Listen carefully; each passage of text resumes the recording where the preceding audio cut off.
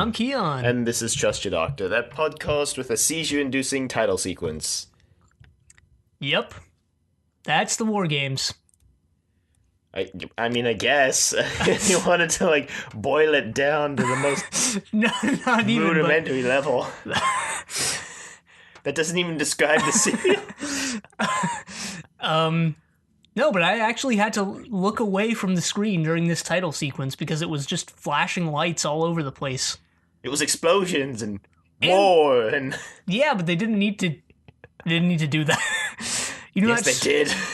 Yeah, they really needed to give people seizures before watching the show. You know that super famous episode of Pokemon that gives you seizures or whatever? Yeah. Yeah, I'm surprised that whole fiasco didn't start 40 years earlier with this. Well, maybe because this was in black and white, so it was a lot harder to induce a seizure when it was just like a flashing white light instead of multicolored random strobe effect. I mean, I don't know. Did it not hurt your eyes when you were watching this title sequence? No, I only watched it for episodes 1 and 4. Oh. Because usually when I'm about to watch the episode, I play it in the background so it gets past the title sequence because I don't feel like watching the title sequence every time, right. regardless of the serial. Yeah, I usually forget I'm the only person who watches all opening and ending credits of all shows and movies that I watch. Yeah, I do that. I don't know if I've mentioned it on the show before, but yes, I do. I've started sitting through the credits now, even though I don't watch them, just because I like listening to the song. So... All right. But yeah, that's the War Games. We both had seizures, so we don't really know what happened. No. Wow. No, we do know what happened, obviously. No, yeah, we wouldn't be doing a podcast on it. And now we're just going to segue into the introduction, which it actually starts with the Doctor. For once, yeah. For once. They arrive in some sort of battlefield, and bombs going off. Yeah, and they find out they're in no man's land. So they get picked up by a nurse. Somehow they don't just immediately die right then and there. But yeah, they get picked up by Jennifer, I think her name was, or... Yeah, Lady Jennifer. Lady Jennifer, right. Yeah, so somehow, I don't know, maybe I just don't know enough about, history / World War I, but how is there an ambulance driving through no man's land? Isn't that, instant death? Didn't she say later that she was, driving down a road and then she encountered the mist and then all of a sudden she was in no man's land? I don't know. Maybe. I guess. She was from that time, though, which that would imply that she'd gone to another time period. Spoiler. Well, it was kind of another time period because it wasn't Earth. It was somewhere else. Oh, so you're saying that the mist transported her there? Yeah. Okay, yeah, that kind of makes sense. Yeah, all right. That makes sense. Yeah, we kind of just spoiled the main reveal of this, but so yeah, they're in World War I era. Yeah, at this point I was like, hey, I didn't know they were going to go for another historical serial. But I was pretty open to this. It wasn't like, not another historical serial. They just kind of threw all the historical serials into one and hoped something stuck. We didn't find that out until later. Because the first episode was just made it seem like it would just be World War I. Yeah. And I thought it would be. But little did I know. You think they could pull 10 episodes out of World War I without somebody dying, one of the companion crew dying? Well, we'll get into that later. Semi-spoiler again. But right, so Lady Jennifer is trying to take the Doctor, Jamie, and Zoe back to the English trenches, but they're intercepted by some Germans, but then rescued by another English vehicle, led by Lieutenant, he's a lieutenant, right? Yep. Lieutenant Carstairs. It's pronounced Casters, right? I thought it was Carstairs. Carsters? I don't know. I don't know either. Carstairs. Yeah. That's how you spell it anyway.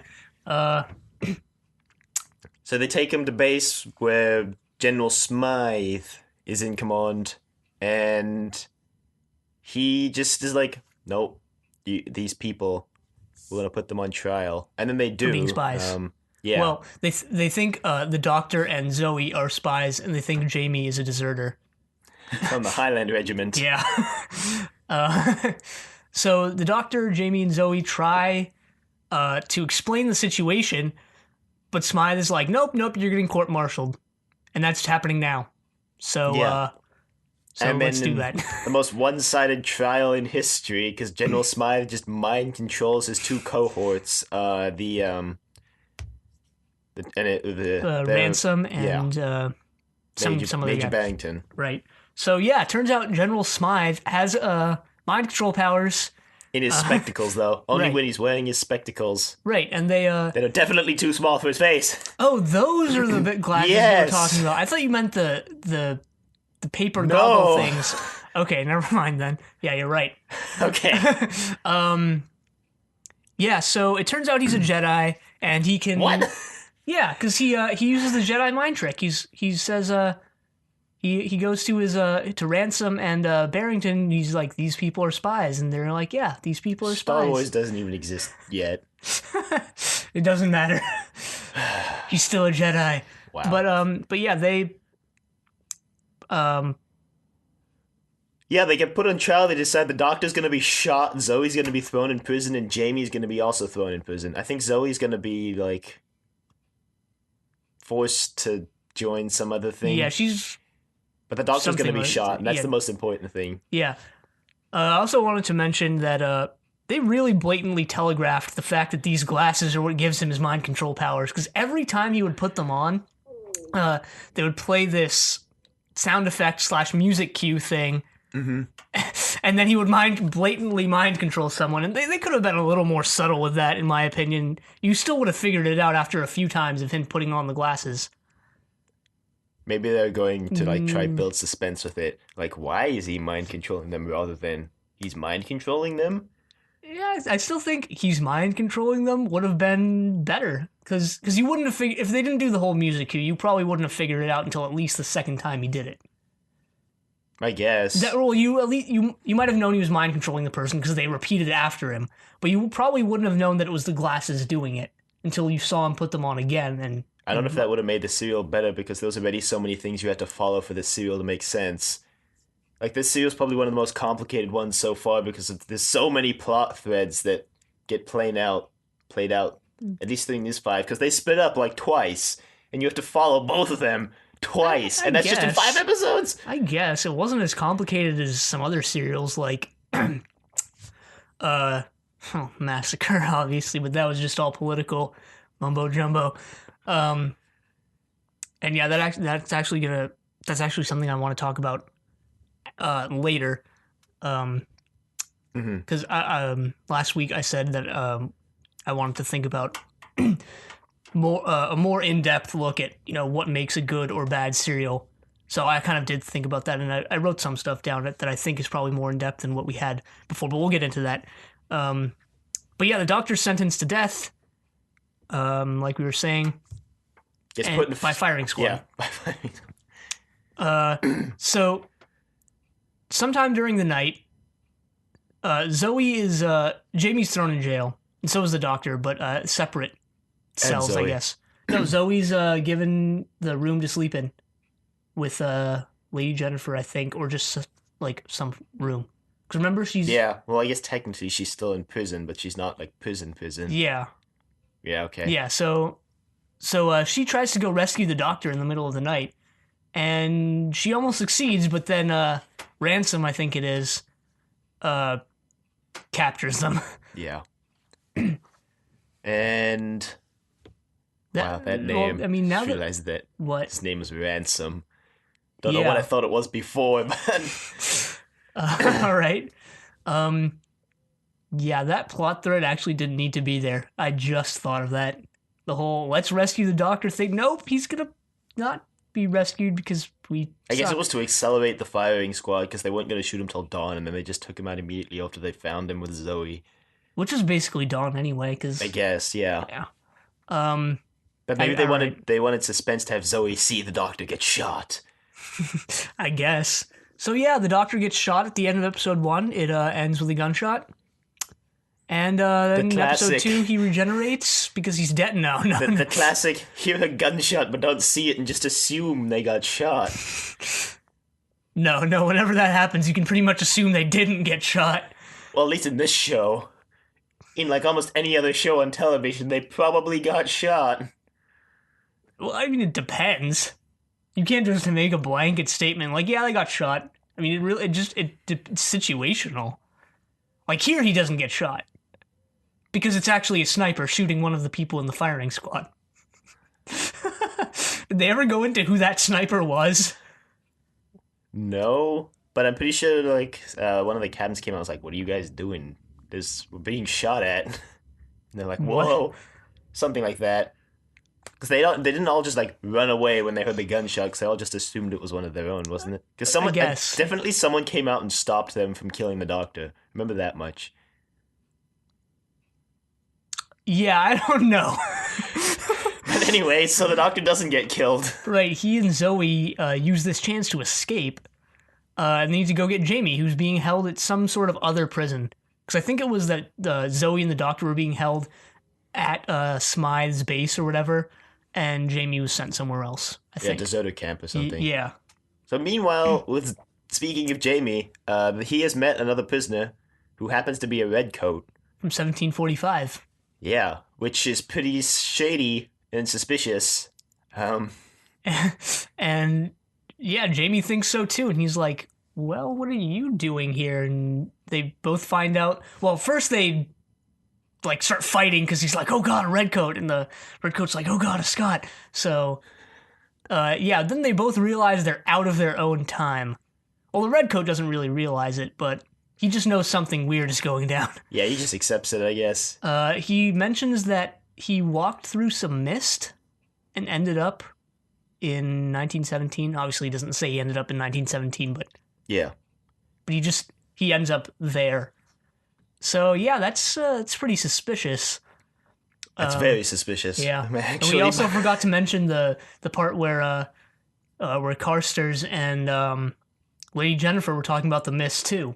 Yeah, because they thought it was pretty shady, the whole court-martial, that it wasn't really a court-martial because General Smythe just mind-controlled the other two into being like, yeah, he's guilty.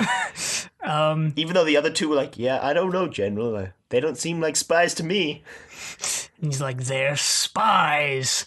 But yeah, they think something's up with that, and they both realize that they have memory loss, and they both come to the conclusion that maybe it has something to do with the fog, because they both remember the fog. But they think it's some new type of chemical warfare. Pretty good assumption, I guess. Yeah, chemical warfare was legal in the First World War, so... Yeah. So, yeah, that was a little bit earlier, but yeah, Jamie and the Redcoat devise a plan to escape where they make it look like they're fighting, and when the guards come in to break it up, they knock out the guards and run. Mm-hmm. But the Redcoat dies. He's shot as they're trying to escape. Yeah, and at this point, the Doctor and Zoe have arrived at the base, and they've somehow convinced the commander of that base that they're the inspector. Yeah. Inspecting the prison quality. Right. The Doctor just yells at him into belief. He basically... Yells him into belief. Yeah, essentially.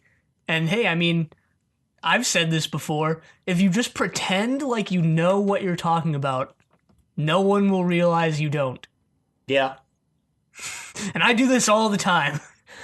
Yeah. I can confirm this. But yeah.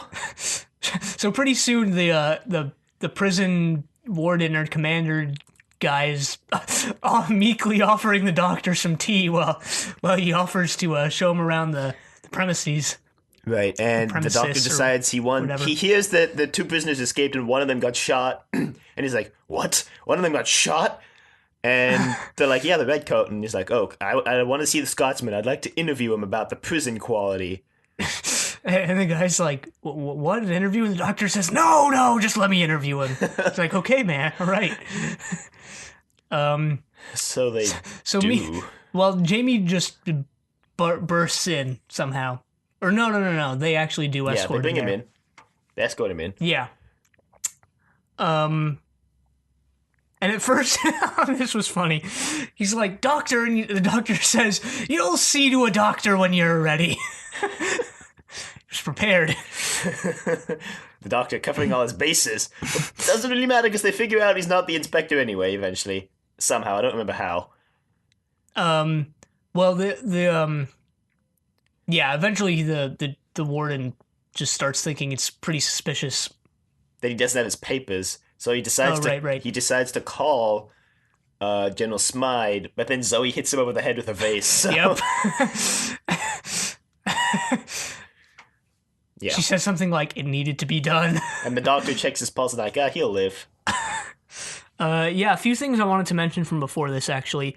The doctor and Zoe convinced some driver they found on the road to take them to the base in the first place. And I think this is the first time on the show we've seen the doctor drive. Yeah. I'm pretty sure it is. I don't know. Can you remember another instance where he might have done so? The only other time that I can think he might have driven was the invasion or the war machines.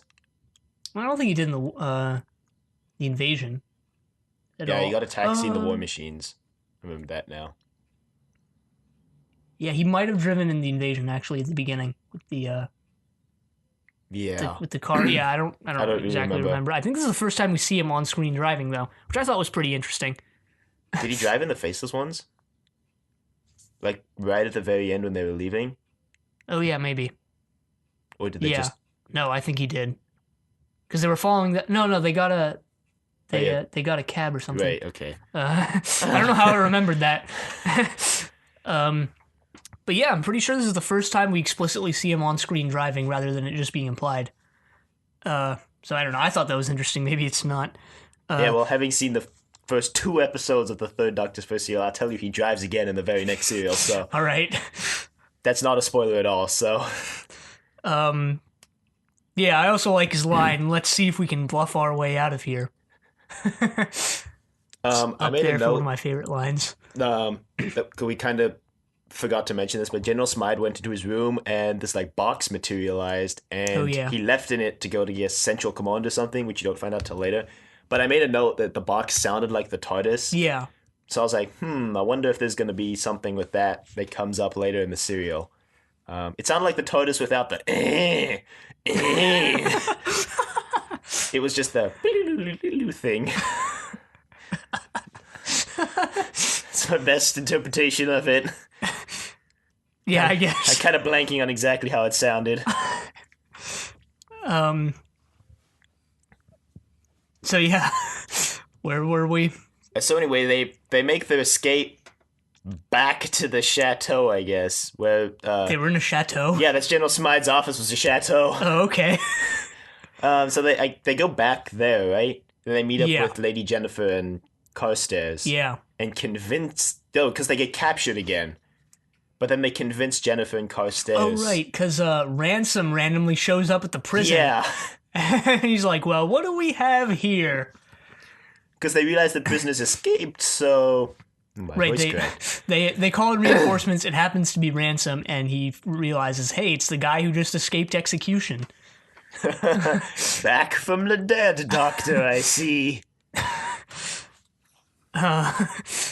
So yeah, they bring them back to the chateau. Apparently they're in a chateau. I find that funny for some reason. So yeah, the Doctor and everyone else are left alone with Carstairs and Lady Jennifer, and they manage to convince them to look behind the portrait of whoever it was, some general, to find the control panel that Smythe was using before to operate the machine he used. Right. Which Zoe actually saw when she was snooping around trying to find the Doctor late at night. I guess that's why that plot thread needed to be there. Yeah. All right. I told you there's lots of plot threads you need to follow in this story. Things you didn't think would play out in the end. And that kind of makes it good. But So yeah, they they sneak into Smythe's office and they remove the portrait from the wall. And the Doctor, Jamie, and Zoe can see the control panel, but Carsters and Jennifer can't. Right. But they tell them to concentrate, and eventually they do see it. And they're like, well, what does this mean? And the Doctor says that something nefarious is afoot. Except he doesn't say nefarious, because... He says something's up, or something like that. Yeah. But they end up, like, accidentally turning it on. They realize someone on the other side probably saw them, so now they're like, oh, shoot. And then this is the first time we see the Central Command thing, and we find out that Smythe saw them and is now really pissed because, oh no, someone just found out. And turns out he's in league with some other people, and they're orchestrating the war. Yeah, he's in league with this bald guy, and they're making, like, battle plans. And you find out later, I think, either at the end of episode 2 or the beginning of episode 3, that the bald guy is the quote-unquote Central Command General guy for the Germans in 1917. As well as... Yeah, that was the end of 2. As well as the commander for the Confederacy, which you'll find out in a second, and we'll explain in a second, because that doesn't make sense right now. But yeah, so the Doctor realizes that someone might have seen them, so they need to escape, and they convince... Well, Carsters and Jennifer don't want to go along with them. They want to wait until someone in command comes back. But the Doctor alerts them to the fact that they're in danger too, so they all escape in an ambulance. Yeah, they pile into the ambulance and gun it for the border. Yep. And they get captured by Germans. Yeah, they get taken to the German base. That was kind of a jarring cut, actually. I don't know if you were bothered by this, but it doesn't show them getting captured by the Germans. It just cuts to it, and you find out through dialogue, but... I don't know, it was a little jarring to me. There was a jarring cut later that I noted where they were like, well, we're going to have to escape somehow. And then it just cuts to, like, another scene and they just don't explain how they escape. And I was like, wow. Or something like that. But I remember making a note about that. That was when they escaped from the German camp, right? Yeah, I think so. They're like, I didn't find that one as jarring, actually, for some reason. I don't know. Anyway, so now they're in the camp. Now they're in the German camp. And they're being interrogated by this guy. Suspiciously similarly to when they got captured by the English. Yeah. So, lots of weird parallels in this serial. Kind of makes sense when you find out what's all going on. Yeah. So the German soldier wants to know where the Doctor's from. He's interrogating them all separately, and I guess he's going for the Doctor first. So the Doctor decides to tell him the full and honest truth that they're time dimension travelers. Oh yeah, that was the cut that was jarring. Because he was like, well, you want the full truth? And then it cuts to like Jamie and Zoe and they get handed a helmet. And then it cuts back and the guy's like, so you travel in a space-time machine. Wow. I'm going to bring in your friends to see if they tell the same story. And he does, and they do. Yeah. And he still doesn't believe it, so the Doctor pulls out the sonic screwdriver, and he needs to unscrew something with it, so he offers to do so on the soldier's gun. So he does, and but then the bald guy from Central Command comes in, and you find out that he's the German commander, so now something is really up. Yeah, and he pulls out a mind control monocle. Yeah. And tells the guy that they're just English spies and they should be shot. And yeah, and then he goes back into another room, reports to Central Command that they're about to be shot. And this is where this serial started getting really interesting to me, because at this point you can tell something's up, obviously. Right. But you don't really know what. And you still need to keep... It's not like a giant info dump like they sometimes do, where like, okay, now you know everything about what's happening, and the rest is just all how it plays out. Mm-hmm. But no, this is actually... There's still more secrets to be revealed here, even though you do know kind of what's happening. Obviously, there's some sort of league that's orchestrating things behind the scenes, but you don't really know how or why. And I like that it's slowly revealed like this. And then when you get that big reveal at the end of episode 4, I think it was, with the war chief. Yeah. Which we'll get to in a second. And by a second, I probably mean like 15 minutes. So yeah, the Doctor somehow convinces the soldier not to shoot them, and because he, I think he alerts the soldier to the fact that something's probably missing from his memory. And then he shows him the sonic screwdriver thing again, and then he remembers everything, and then He's like, what? How did I not remember that? But then the doctor, while he's using the screwdriver, is able to get hold of the gun, and he's like, well, now you're going to let us escape. so they do. They just bolt, and they're driving, and they go through a mist. Right, they also pick up Carsters and Right. And they go through a mist, and they wind up in ancient Rome. Being attacked by Romans. And then Vicky shows up. No. If only. No, Vicky got dropped off in Greece anyway, wasn't it? Yeah, close enough. She was somewhere on Earth. She could have made it to ancient Rome. I don't know. Imagine how interesting that would be if she actually showed up, though. Imagine if they were planning it all from season 3 or whenever. They just hoped this show would keep getting renewed so they could bring her back here. Wow. It should be like, you're not the doctor. There'd be no way he could convince her he was, like, immediately, because he's got completely different companions to when he was traveling with Vicky. He looks completely different, and he doesn't have the TARDIS with him, because that's somewhere in no man's land in 1917. Yeah, you could just be like, hey, Vicky! I don't know. And she'd be like, who are you? But yeah, that doesn't happen, obviously. So the Romans are charging, and they need to get the car started, but apparently it's a rotary engine, I guess. I think that's what that's called, where you have to crank the engine in the front of the car. I don't know. Do you know what that is? I'm pretty sure it's a rotary engine. But that's what they have to do. So they narrowly escape the Romans, and they drive back through the mist.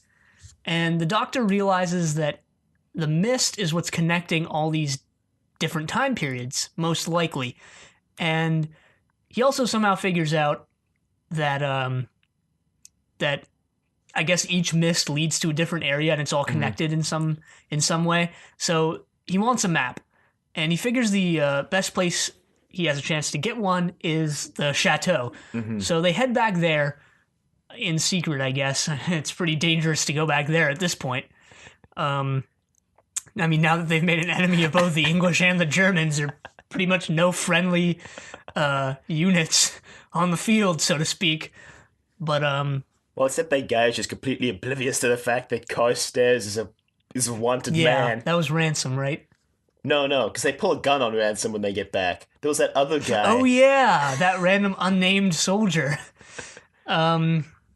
Yeah, so they get back, they pull the gun on Ransom, tie him up, and then they find this safe in Smythe's room, and they, I guess, deduce that the map isn't there, or just guess or something. Imagine if it wasn't. And Jamie makes a silly reference to the previous serial, where he's like, what, are you going to pick that lock with a tuning fork? Oh, right. And he's like, no. So they devise some sort of device. Yeah, they devise a device. Great. They use like a grenade and take the explosives out and shove it in the lock of the safe. And then they unstring a candle wick and like make them use it as a fuse. Yeah, they use it as a fuse. So the Doctor and Jamie are looking after the fuse as it goes off, I guess, and everyone else is in the front office on the lookout. So then this other soldier comes in and he's like, hey, Carstairs, sup? Except not like that, but... he wants to know what's going on. He found Lady Jennifer and Zoe because they were guarding the ambulance outside. Oh, right. And he brings them in, and they're like, hey, I found these outside. They're on the run. What should I do with them? And Carstairs is like, you just leave them with me. Not suspicious at all, Carstairs. And Ransom somehow gets his mouth thing out and yells for help. And I made a note like, haha, I guess the Doctor never taught Jamie to tie knots. If you'll remember back in Tomb of the Cybermen when he ties that knot around the thing and it fails, and the Doctor's like, remind me to teach you how to tie a knot, Jamie. When was that? Way back in Tomb of the Cybermen. Yeah, but like when in Tomb of the Cybermen? When they got locked in the room with the rejuvenation machine, and they get the cyber controller guy into the machine, and then Jamie's supposed to tie it shut. Huh. And then I only vaguely remember that. And he does. I only remember the line. Yeah. Yeah. So the guard hears the explosion in the other room, and he's like, what is that? And he runs in and finds the Doctor and Jamie, and he's like, Carstairs, what's going on? And they knock him out. Yeah, they pull a gun on him, tie him up, and knock him out. So they have the map now, and the doctor was right. It does show how all the different time periods are connected. Apparently, the mist connects wars from different places and different periods on Earth. It connects World War One. The American Civil War. Yeah. The Obviously Roman whatever war. Some war with the Romans. Something with redcoats involved. With the Scots. Yeah. Hang on, before we continue, I want to make a note. Did you actually look at that time zone map? No. Did you? Okay, so I guess you didn't notice that all the time zones were triangles. No, I noticed they were triangles. I didn't pause and look in depth at it. But that's what I meant. Because I was like, how are they all triangles? Like, how does that even make sense? Well, how do you have the two fronts of World War One in a triangle shape without there being weird endings for the trenches? Like, there's no way you could organize the two trenches in a triangle shape without the borders being really weird. Well, I don't think that doesn't really play into it because the mist obviously has weird effects on their memory and like sense of things. So like I figure the mist would just be the border. When they go through that, they wouldn't really remember where they are. Or anything. Well, they remembered when they went to the Roman time, so I don't think that counts. Yeah, but I think that was because Carstairs and Jennifer were sort of deconditioned, as we find out later. I guess. Sure. I still thought it was weird that all the shapes were triangles. That just didn't make sense to me. Why wouldn't you just use squares?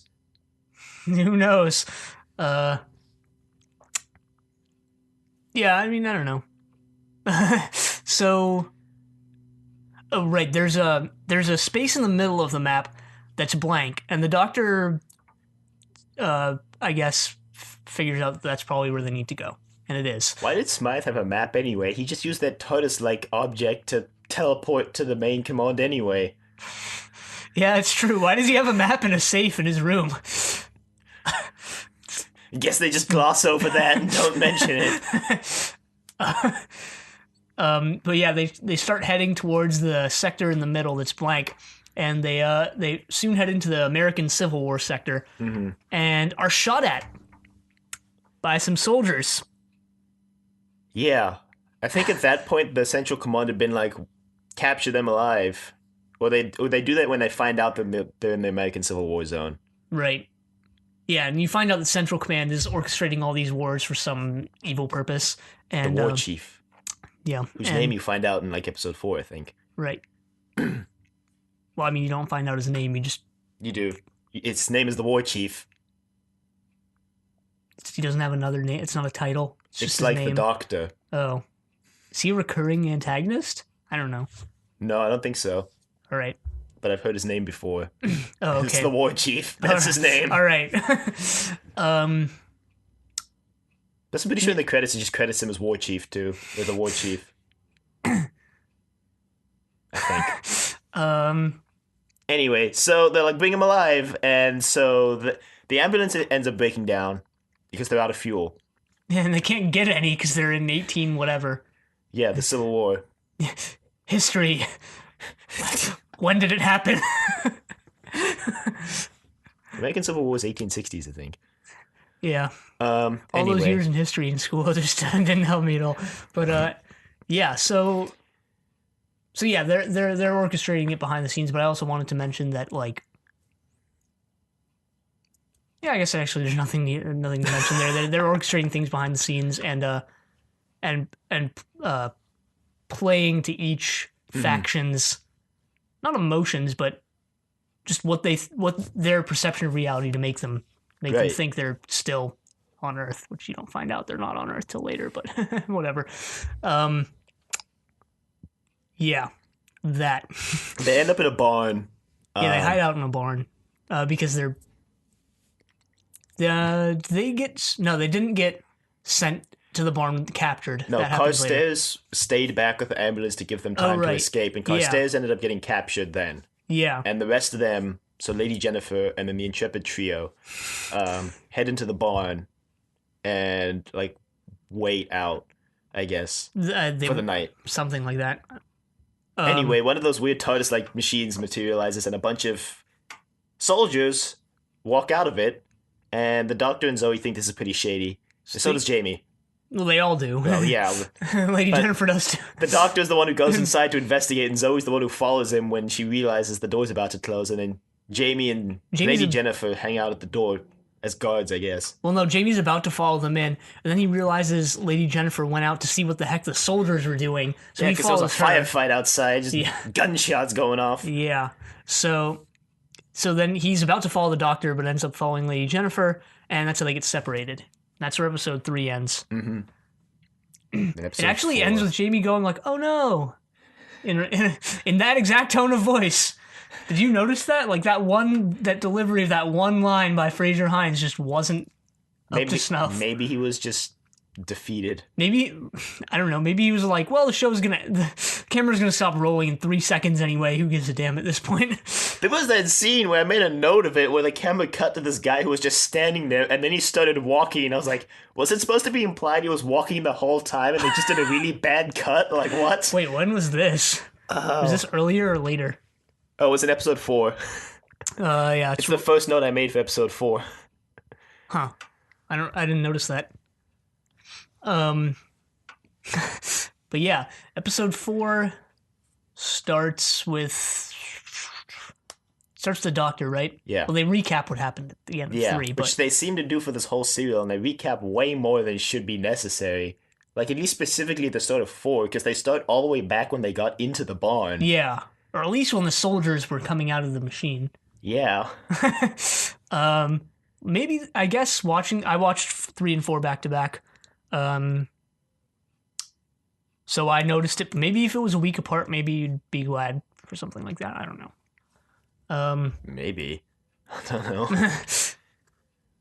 know. Yeah, but, so yeah, the doctor and Zoe are walking around inside the machine thing, and, it's bigger on the inside. Suspicious. Think you can very well guess who's gonna show up in this serial at some point. Bigger on the inside. Name that doesn't have an actual name. I don't know. Hey, just assumptions. There's still 5 episodes left in the serial, so anything could happen. I mean, also the fact that the doctor recognizes the war chief and vice versa. Which we'll get to in like 10 minutes still. Stop blatantly telegraphing it. We're trying to build up suspense and we're not even done with this serial. We never build up suspense. We always just end up spoiling it before it happens. Except the one time we actually did when, what's his name got written out. Victoria got written out. And we had to record that episode twice. Yeah, we did a better job of not telegraphing it in the first recording of that. But anyway, I think they're just walking around and they realize something odd is up. And then it cuts back to Jamie. Mm-hmm. And they get captured by some Union soldiers. Right, I think the Union soldiers come in after the firefight, or like the firefight makes its way into the barn or something. And they get captured by some Union soldiers, yeah. And then some Confederate soldiers show up and free them, and then Bald Head Guy shows up. Did he have a name? Like, did he? Yeah, he did, but I don't know what it was. Yeah, something German. Just Captain von Weick, W-E-I-C-K, so yeah, Vike. Viking. No, I don't know. There's probably a Viking war in there somewhere. Probably. Anyway, so he shows up. You find out he's also leading the Confederates. Now you really know something's up. Yeah. But yeah, the bunch of soldiers die on both sides in a terribly choreographed fight scene. And I realized, maybe I should have realized this sooner. It's blatantly obvious, but the main difference between this and something modern is that the main difference between the fight scenes we see in Classic Who, and obviously I haven't watched Modern Who, but just a modern show in general, is that these fights are pretty terribly choreographed. I mean, they're more realistic, sure. Yeah. But I guess it was just harder to follow. Well, sometimes, I don't know if you noticed this, but sometimes it's just, if there's 2 people fighting, for example, it's just like an arm struggle between them for like 10 seconds. Like in An Unearthly Child. Yeah, at least that one had the bongos off screen though. um, but yeah, a bunch of people end up dying, and and Jamie and Lady Jennifer are once again caught in the middle and captured. Meanwhile, the Doctor and Zoe are still wandering around, and Zoe makes the point that it looks like they're in some sort of she says it looks like a university, but and that it has facilities like libraries, I think she says, and like a meal room or something. And the Doctor says, yeah, they must be learning how to do something here or something along those lines. Yeah. And they find these weird glasses, goggle things that I thought were pretty funny because the eye holes are in the shape of pluses. Did you notice that only the Doctor, Zoe's, and the Professors were pluses, though? Everybody Yeah. else's was like horizontal lines. Or there were some that were vertical lines. Yeah. Yeah, I think that I just assumed there were variations of them. For symbolism. Nah, probably not. Yeah. Probably not. So they put those on, and I guess just cause. Well, to And blend in, because they realize that they seem to just ignore the other people wearing those glasses, so they Well, no, figure if they put them on, they'll just be ignored. they only realize that after they put them on because they walk by. The other people walk by with the glasses on, and Jamie's like, or Zoe, God, what am I saying? Zoe says, well, why didn't they notice us? And the Doctor mentions that it's probably because they too have the goggles on. Yeah. I don't know. So, well, they something figured like out that was why, so Yeah. anyway. So they keep snooping around and they find some sort of seminar going on where this scientist guy is demonstrating A new and improved method for what was the term they No, used? for- I said it before. conditioning. Yeah, deconditioning. No, for conditioning. For That conditioning? has a deconditioning setting that the Doctor tries Right. to figure out. Right. So they bring in their test subject and it turns out to be Carsters. So so the scientist makes a note that currently he's aware of everything that's going on, isn't under any sort of mind control, and isn't being affected by any sort of mist or anything. Mm-hmm. And that the machine is going to condition him into believing or into believing the word? he's a British soldier. which he is, but Yeah, but back into just believing he's a soldier and not that there's this whole big thing going on where Right. there's like people controlling and stuff. right. So he conditions him, and then through some question and answer test things with Carsters, you find out that once conditioned, he sees everything as he would. He sees everything in such a way that a person from his time would see it. So he sees all the people in the room as other soldiers, and he sees the scientist as his commander. And when the scientist points out the machine, he says he doesn't see anything. So you find out that things that he can't possibly comprehend or that can't possibly be transferred into something from his own time, he just doesn't see. Mm-hmm. And then I guess that explains why they couldn't see the projector thing in the wall before. Until the Doctor and companions convince them to. Wow, according to the wiki, that TARDIS-like thing that the troops are transported in is called a Sidrat, which is just TARDIS backwards. What? When do we find that out? Either it's later or someone just made that up. Because TARDIS is an acronym, so I don't see why. Maybe Sidrat is also an acronym. Space in... I don't know. What? Space in dimensions relative... I don't know. Anyway, Carstairs points out the Doctor and Zoe as German spies, and they're like, what? And the scientist is like, well, I guess there's still some kinks to work out with the system. And then the Doctor points out that he didn't decondition Carstairs before reconditioning him, so maybe that's why he went insane. So the scientist helps him and tells him how the deconditioning would work. Right, he shows him this control panel, and honestly, gotta say, that was the worst looking control panel I've ever seen on this show yet. It was literally just magnets. It looked like a smaller version of that big control panel you saw earlier when they were like controlling all the troop movements and stuff. I mean, that looked just as bad, but... I noticed it more here. Well, because it was on a smaller scale, I guess. Um, I mean, yeah, they looked well, bad. I mean, you're well, right. the thing that made me really notice this was the scientist first shows the doctor the original configuration for when he's conditioning Hmm. Carsters. And then he says, well, if you just rearrange it like this, and then it cuts away, but when it cuts back, all the little, it was obviously just magnets, but they were all in different positions. So that's when I realized, wow, they're just moving around geometric magnets. And it looked terrible. Uh, um, But anyway, I it guess cuts they, to yeah, Jamie, doesn't it? yeah, but I guess they used all their budget on the explosions in this serial again. But yeah, it cuts back to Jamie, and Harper comes in and rescues Hmm. them. This guy, this Union soldier, Yeah. and It his cohorts. turns out he's part of a resistance movement of Yeah, people who figure out something's up. yeah. So he doesn't exactly know what's going on, but he does know that something is happening behind the scenes, and he does know that he's not on Earth anymore.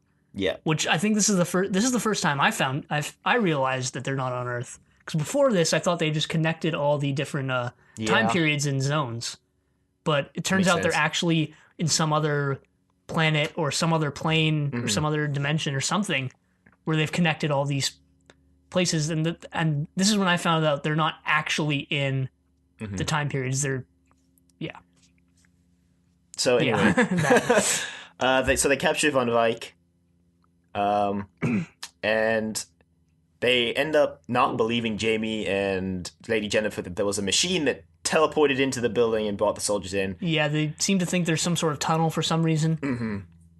Um, and Harper wants to kill Vike, doesn't he? Yeah, but I think Jamie convinces him not yeah, to. this is somehow. another one of those Yeah, they did weird off screen. cuts Yeah, where they want to kill Harper, and then they cut to the Doctor and Zoe, and then when they cut back, Jamie's just like, "Wow, they could have killed all of us, but I'm glad they decided to kill none of us." I guess they either just couldn't think of a reason or a good way to have them convince Harper, or they just were something they needed to cut for time. I wasn't too bothered, but I noticed it. I definitely noticed that, but I wasn't too bothered by it. I mean, I guess I just rationalized it away as something like, hey, I guess they just needed to cut it for some reason, and then I Yeah. I just rationalized that, hey, it probably would have been worse if they didn't cut it. Hmm. Um, So the Doctor and Zoe, the seminar has just ended, and they're leaving, and the Doctor's taking off his glasses for whatever reason. well, I think he did it to closer examine the Yeah. control panel. And so the must War be pretty Chief hard to comes see in. through those Well, I mean- lenses. Yeah. Yeah. The War Chief comes in, and he recognizes the Doctor, and the Doctor recognizes the War Chief, and then the Doctor's like, "Oh no, Zoe, run!" And then the War Chief's like, "Capture them!" You fool, or something like that to the scientist. So somehow the Doctor and Zoe get away through that entire crowd of people that were just standing in front of the door. Yeah. Way better reflexes than anyone else. So yeah, they're running through the facility, I guess. They somehow get separated, and Zoe runs into Carsters, and she's like, "Oh, thank goodness, Carsters, it's you." Somehow forgetting that he's been conditioned. And he's like, "You're a German spy. It's my duty to kill you." Pulls out his gun and pulls the trigger Almost. He pulls it enough to move the Cock it. barrel or something, or something like that. Cock it. It's a double know. action pistol. Yeah, I don't know anything about guns. Well, basically, it means that you can either cock it by manually pulling it back, or the trigger will cock it and fire. Okay. It's quicker. It's quicker to if you cock it back. Pulling the trigger is a quicker fire. But if you don't have time to pull the Well, yeah, because if you just pull the trigger without Yeah. doing it, it has to turn the Yeah. thingamajig. I guess that's what I assume. yeah, now you learned. Now you know. And learning is half the battle. No. So episode 5 starts with the scientist having a gun on Carstairs, being like, "What are you doing, Carstairs? Can't have you be killing off these people now." Precious spies that we can interrogate or somehow say Carstairs something is like, that. "But she's a German spy," and he pulls the trigger all the way, and nothing happens. It turns out the gun's not loaded. Yeah. False alarm, guys. Yeah.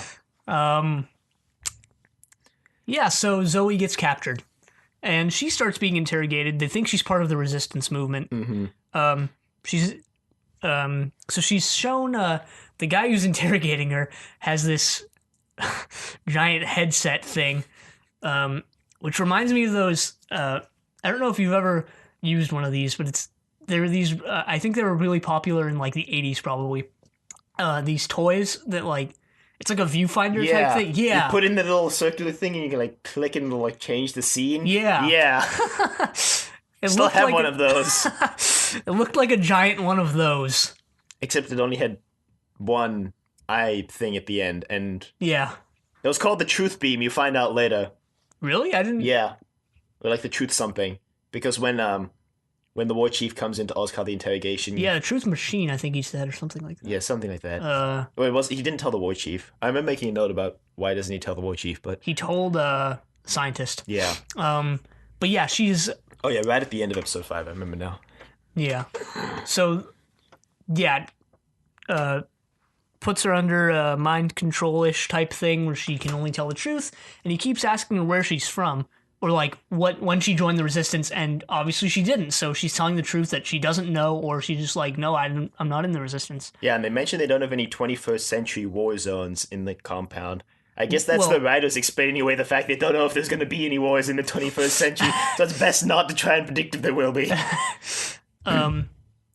Yeah, no, but she only says that once he realizes, like, hey, she might not be part of the resistance. Where's she from? So then they realize that, like, hey, something weird is happening. Why is there someone from the 21st century here? Yeah. So, but and also they so she mentions that she's with the doctor, and the guy's like, who's that? So he decides to show her. He decides to beam her these images of different people in the resistance, or I guess just people who are suspicious or like who realize what's going on, Right. and wants her to point out wants her to point out anyone she recognizes. So meanwhile, the doctor has made it back to the scientist. There's definitely a communication breakdown in this base, because the scientist decides it's just okay to have the doctor help him still. Even though he was totally in the room when the war chief was like, stop that man. Well, there's not really too much trust between the war chief and some of the others. Yeah, which they only really like bring up in episode 5. Later. And they really Yeah. like play it up once they find out the doctor is time and space travel, which we'll get to in a second. And I keep saying that. That's the third time I've said this. So yeah, he confronts the scientist, and the scientist is like, wait, aren't you that person we're supposed to capture? And he's like, what, me? No, it was just the girl. And he's like, well, why did you run after her? And he's like, well, I was trying to get her, of course. And then I was kind of, I wouldn't have believed the doctor if I was a scientist, if only for the reason that he yelled, run, Zoe, when they started running. Exactly. So, I don't know. Maybe the scientist is secretly in allegiance with the rebel. No. Well, I mean, they definitely play up the fact that, like, at least in the end of episode 5, The fact that there's different they factions. they don't trust the war chief. Yeah, they do. But, like, I don't know. I just felt the scientist was oblivious here. He might have been, because then he was like, yeah, we're just going to decondition him like you suggested. So he does that, then they just put the scientist in the Carstairs, machine. by the yeah, way. Carstairs. And they put the scientist in the machine, and the doctor's like, better leave him on low simmer. Whatever that means. Well, no. First, they're about to decondition Carstairs, Yeah. which they do, and then the scientist tells the doctor to tie the knot so he doesn't escape as soon as he's deconditioned. So the doctor pretends to do so, and then when Carstairs gets deconditioned, he gets up and they get Yeah. the scientist in the machine. And Sorry, I just felt there needed to be No, more yeah, depth. so they they make a decide to break go for rescue it. Zoe. And they do. They overpower Wow. the Well, we should mention that the war chief came in at some point and asked about Zoe, and the interviewer lies about what Zoe said. He just says, oh, she's just another resistance member. Right. I guess he doesn't want to know. He doesn't want the war chief to know Yeah. what's going on. Either to usurp his power at some point, or maybe possibly out of fear for being incompetent. Right. Who knows at this point? Well, you find you out. do find out. Yeah. Well, we'll get there. So anyway, back to Zoe and Lady Jennifer. Jamie and Lady Jennifer. See. They're the commanding officer of the American Civil War rebel group, I guess, shows up, and he's like, he's trying to also figure out where the troops are coming from, and Jamie, Jamie, yeah, yeah, Jamie tells him that they're coming out of the machine thing, and he doesn't really believe it. Um, and they catch Von Vike looking into a like video monitor. yeah, the same type of thing that Smythe had in his office. Like, why would you have one of those in just some random bar in the middle of nowhere? Well, the barn was where they were deploying the soldiers, so it kind of made sense. I guess. But he activates some sort of like distress beacon, and he won't tell them what it is, and he's like, you'll find out. Although in like a southern accent. What happens next? Oh, so at the base, they're like, hey, the distress beacon's been activated. We should send some soldiers. And they do, and that's when the doctor and yeah, so Carstairs take the chance to rescue Zoe. Yeah. And then they end up following the soldiers to the launching bay, because they're like, well, we should get a machine, and then we can go get Jamie and Lady Jennifer. Yeah, and meanwhile, while all this is happening, you find out that the interrogators confided in the scientist, and they're sort of going behind the war chief's back. Yeah, because did you mention that? I don't know. Okay. Because Zoe mentioned that they came there in the TARDIS, which can travel through space and time, and then the interrogator is telling the scientist this, and the scientist is like, but only the war chief's people have control over time and space. Right. How can the doctor have control over time and space? And the interviewer's like, I don't know. We need to find out. Like, so yeah, I kind of assume that they want to probably usurp power from the war chief by getting the TARDIS or finding out how the doctor has control over time or whatever they're planning to do. Right, which is the first time that I guess I realized that there were two different races, I guess, so to speak, in that base. There was the war chief and then everyone else. Yeah, because they do say the war chief isn't one of them. Yeah, which only was brought up in episode 5, and I was like, oh, wow. Because I thought the war chief and the base people were like the same race. And they're like all running some big experiment or something. Yeah, well, the scientist wonders if the war chief had betrayed them, and the interrogator says, well, he did betray his own race, so right. I wouldn't put it past him. Which, I mean, might explain why the doctor recognizes the war chief, maybe. I'm just speculating.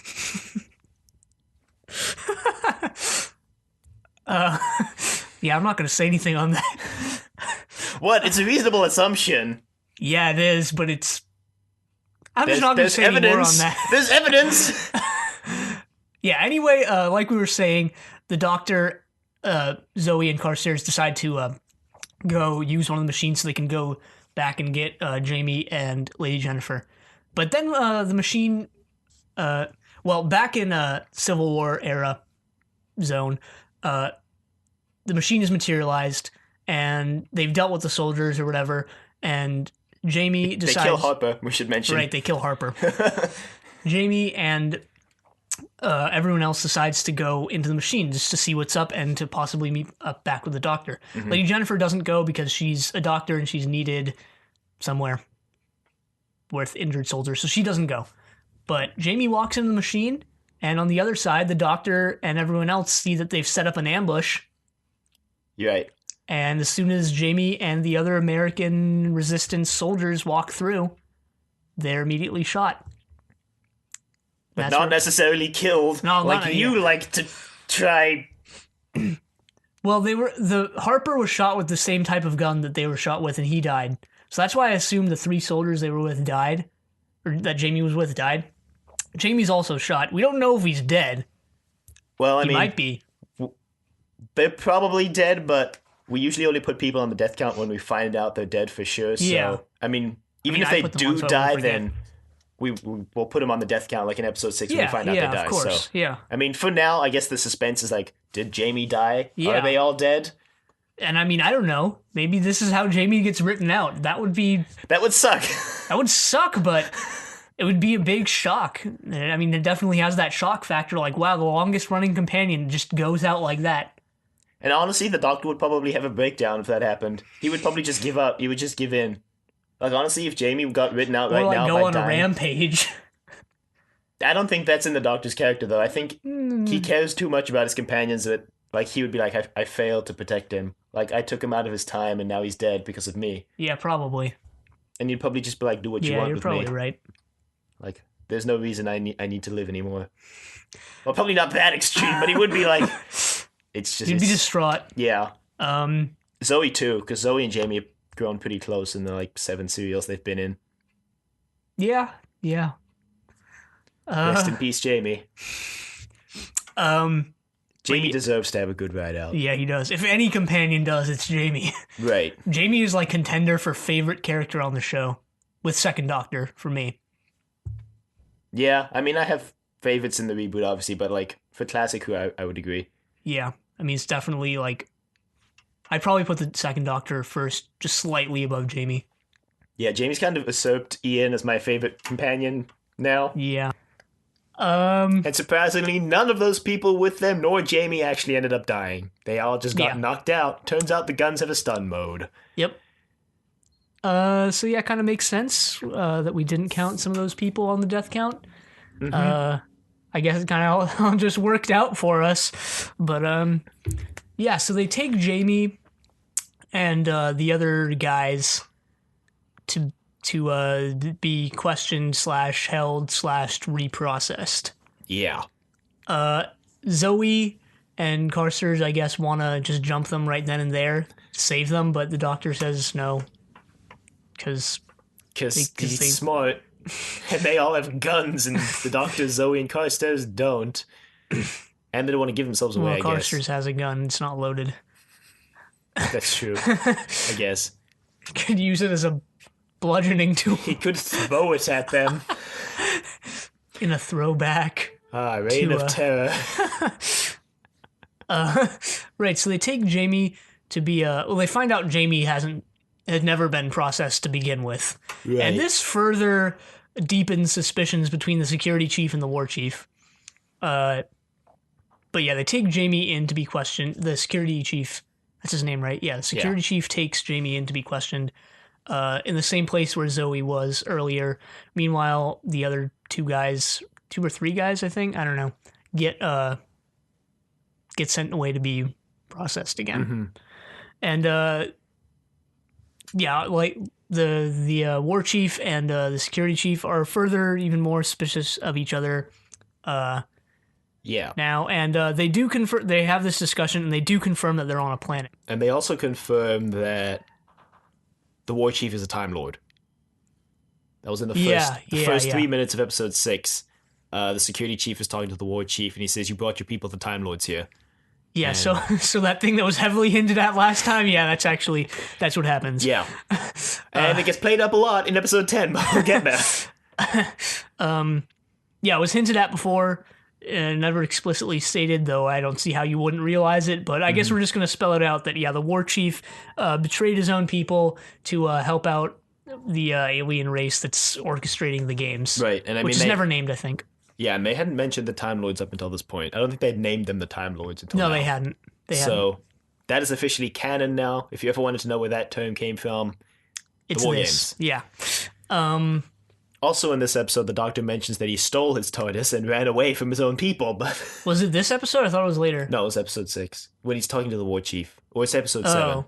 Or 6. Okay, yeah. But it's when he's talking to the War Chief, and the War Chief mentions that he ran away, and he's like, "You're not too different from me, Doctor." Yeah, I think that was next episode. But yeah, I don't know. I don't think it's ever explicitly stated or confirmed or denied one way or the other who this alien race that's orchestrating the games is. You do find out their purpose later, but I just assumed they were all of one race, like the security chief, the warlord, pretty much everyone else. They're not named. The wiki mentions that when they reappear in one of the prose pieces, they're just all collectively referred to as the warlords, just to avoid confusion with other races. But, I mean, it's never explicitly named what species they are. Yeah, they are one race, though, right? Like, they're not some sort of coalition or anything. No, they're all one race. That worked out great in the Daleks' master plan. Yeah. So, they also... I noted that they also explain why they didn't connect any zones after 1917, which is because they feared technology... They feared the advancement of technology after 1917. Yeah. Don't know why, since they have way better technology than like anything from the past 100 years. But yeah, better be safe than sorry. So that's what they did. And I guess that's an excuse because obviously they don't know what future wars are going to take place. The writers don't, that is. Yeah. But it didn't feel too shoehorned in. I'm glad they explained it in some sort of way that kind of made Yeah, it sense. was vaguely logical. Yeah. So the doctor realizes that he has to go rescue Jamie and the other guys. Yep. So they do so. They sneak around the complex, which I guess they know it like the back of their hands by now. They've been there for a while. And yeah, it turns out there's this one, there's a removable wall, I guess. I forget exactly. Powered by magnets. Yeah. Throwback to the space pirates. Yeah, they have some handy scissors and tape that they use for something. I don't know why. And the sonic screwdriver, which makes an appearance.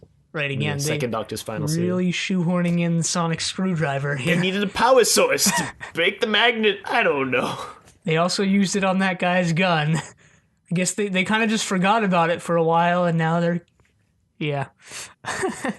The recorder never showed up. I just realized. That's sad. Yeah. Which we'll talk no, about. it's not. We'll It's talk kind of about.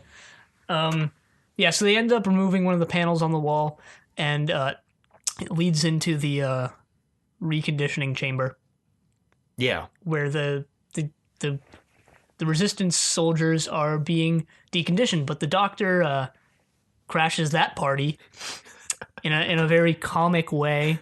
The chief scientist from before is about to recondition someone, and the doctor just comes over and like taps him on the shoulder, and he's like, "I think I can help with that." And he looks over and he's like, "Oh God!" Yeah, very cartoon-like. And that's actually something I've noticed with the second Doctor more than the first Doctor, is that his the way Troughton acts is both with his expressions, his body movements, and his and the way he delivers lines are a lot more comedic and cartoon-like, Yeah. which is interesting.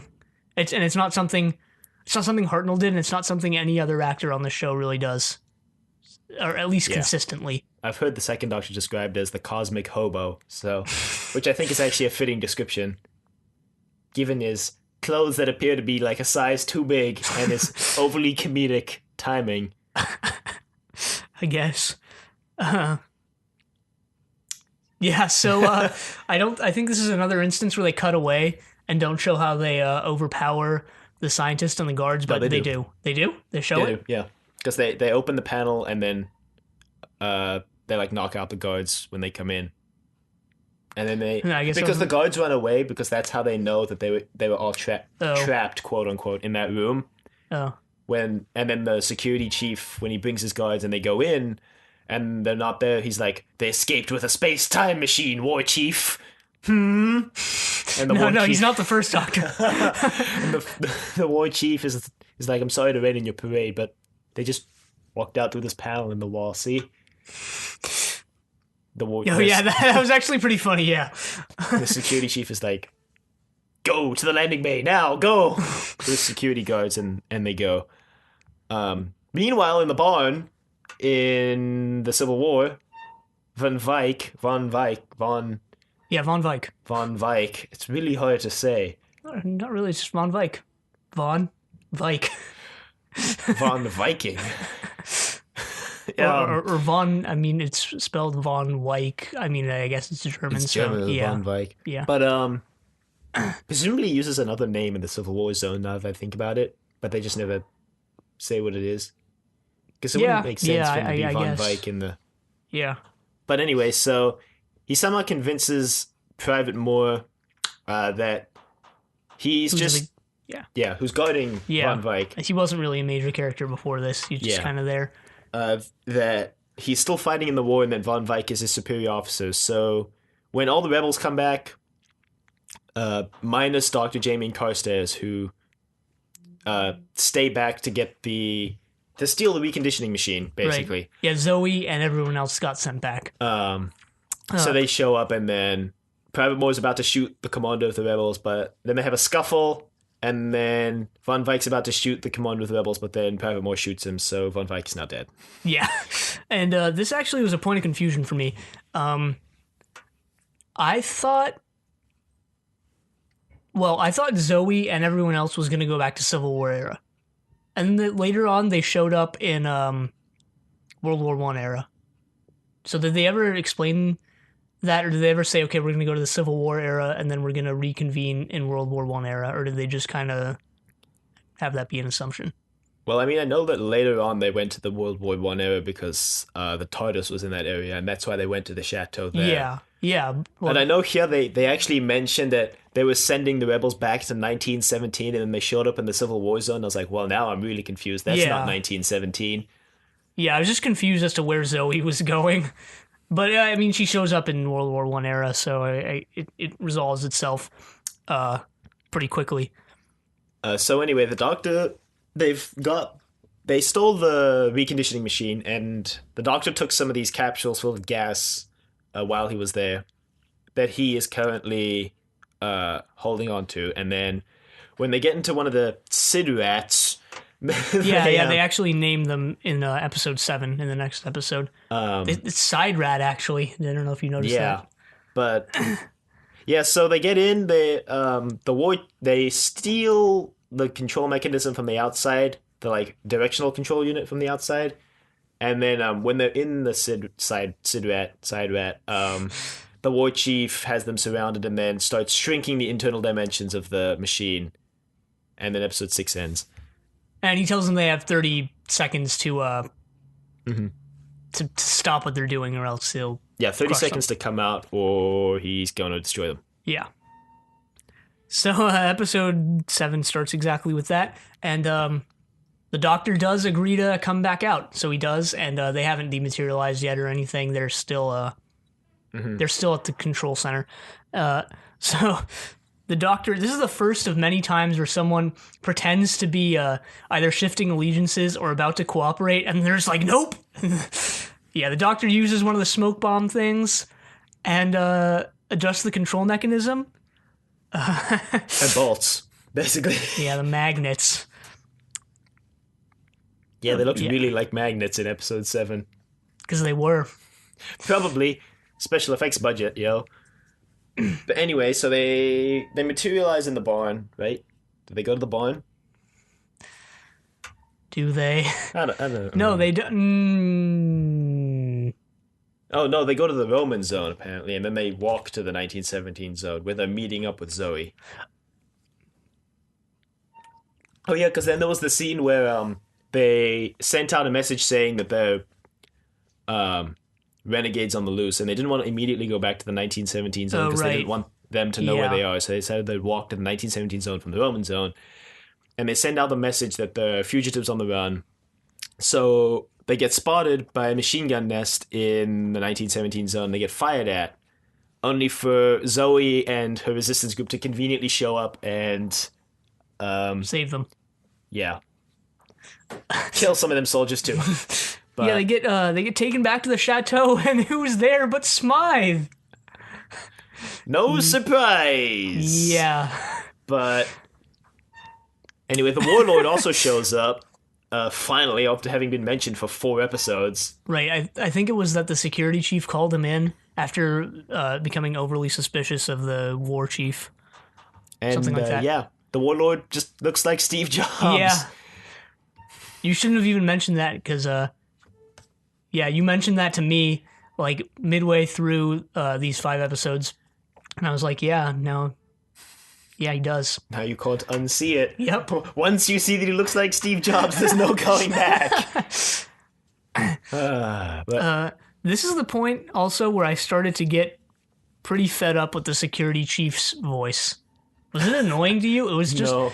Really? In my opinion, it was overly robotic, and his inflection was just odd, and it's not like anyone else talked like this. It's not like they were robots. They're some sort of other species, and it just stood out to me as being really annoying because no one else was like this, and Yeah, I don't know. I didn't like it. It didn't annoy me. At least I could understand him. At least he wasn't the Ice Warriors, the computer, the cyber controller. the quarks, the Oh yeah, crotons. You must obey. We will kill protons you. weren't too bad. Um, Who but yeah, is this man? the war chief and the security chief are both trying to convince the warlord that the other is suspicious and should be dealt with. But the warlord sort of breaks up their dispute and not permanently, but for the time being. And what did I even want to say? He he notifies them, or he gets them back on to track with what they're supposed to be doing, which is killing the doctor. Yeah. Speaking of the I doctor, don't know why I Smythe has can sent say out a distress signal only to be immediately shot by the resistance members, so he dies. Right, because he's about to execute the doctor, but then he gets a call from Central Command telling him that the doctor has stolen the reconditioning machine and that he can't be killed because he's the only one who knows where it is. She's like, no, no. So he stops the execution and then has killed himself. Yeah. And then the war chief is like, Smythe was an idiot. He shouldn't have tried to kill the doctor. But anyway, they try to... That's actually interesting, though, because I like how Smythe was set up to be the main antagonist, or like you thought he would be a major antagonist at the beginning of the serial, and he was for a while, but then it's revealed that like there's more behind the scenes, and his there's want for revenge took over in the end. It was his undoing. Yeah, or it was just sheer bad luck. But no, I liked how like it evolved into something more than what it originally was. Mm-hmm. Yeah. Anyway, so the doctor is able to reprogram the machinery in Smythe's office, and he sets up a time barrier around the chateau. So right, with the mist. Anyone who doesn't know about the fact that there's multiple time zones can't get through the mist, which wasn't really explained before in the serial, and I thought it was kind of shoehorned in, to be honest. It felt shoehorned in. Well, it makes sense considering that pretty much no one was able to... except Lady Jennifer. Well, Jennifer and Carsters, like we said before, were sort of deconditioned by the doctor, and Zoe and Jamie. Yeah, but when Lady Jennifer was introduced, she said she drove through a mist and then she ended up in the middle of no man's land. That was like one of her lines, was the fact that she remembered driving through a mist and then ending up in no man's land. Well, maybe you just forget. I don't know. I just assume that like when you drive through the mist or go through the mist in any fashion, your sort of sense of time and perception is just God, why am I blanking on words I want to say? Is distorted. I guess, but if it was weird. Anyway, I wasn't bothered by it. The doctor reveals that he can reprogram the deconditioning machine to affect large people. Large people, yes. A large amount of people at once. And at that moment, a Sid rat shows up, captures the doctor, takes back the deconditioning machine, and leaves. Yeah. And now everything goes to pot, so to speak. Everything is downhill from here. Yeah. That long pause to remember the plot of episode 8 through 10. Well, there were those funny scenes with Jamie. Yeah, so now that the doctor's gone, the basically the resistance group wanted to get Arturo Villa, who's from the Mexican Civil War, I believe, in on their plan. I wrote down all the wars that were represented on the map. What were they? Okay, well there was a Crimean. I'm curious. Okay, so there was the 1905 Russo-Japanese War, World War One, the 30 Years' War, the Crimean War, the Roman War, some generic Roman war. They didn't say which. The American Civil War, the Boer War, which is the one in South Africa, the Mexican Civil War, some generic Greek war, the Peninsular War, and the English Civil War. Where did you get all of those? Was it like on the map? On the map. because there was the map when they were recruiting all when they were staging all the Uh-huh. attacks to get all the security guards drawn out. Yeah. All the map was labeled with all the wars. Uh-huh. That's interesting. So I Huh. decided to just write it down because I was interested to know what wars were there. So Yeah, what were we talking about? Oh, right. So they need to get Arturo Villa on their side because apparently he leads one of the biggest resistance groups on in the war games. So they do.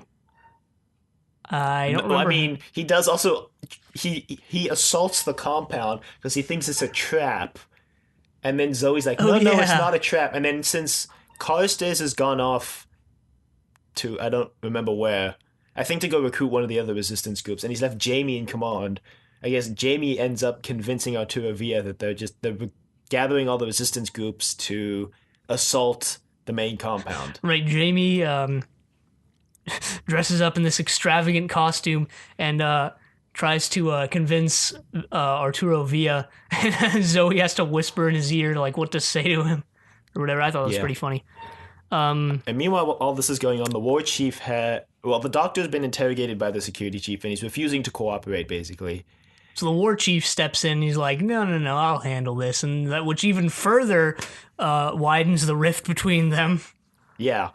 And then so they do that, and the war chief reveals that they're both indeed Time Lords, and that Yeah, if you hadn't and already then guessed, the yeah, Doctor's a Time Lord. when the security chief leaves, the war chief tries to convince the doctor to work with him to become basically rulers of the galaxy, and the doctor says no, that's wrong. Um, Right. which I guess we'll talk more about when we get to his retrospective at the end. But Yeah, I didn't know if the war chief was planning on overthrowing the warlord either way, because the Doctor showing up there was an accident. yeah, I I don't think he know. was planning on overthrowing the warlord Just wanted to recruit the Doctor's help because like because the the doctor can two help him renegade Time Lords. because the doctor can help him build side rats. Yeah, Because you find out later they have a critical flaw in the design.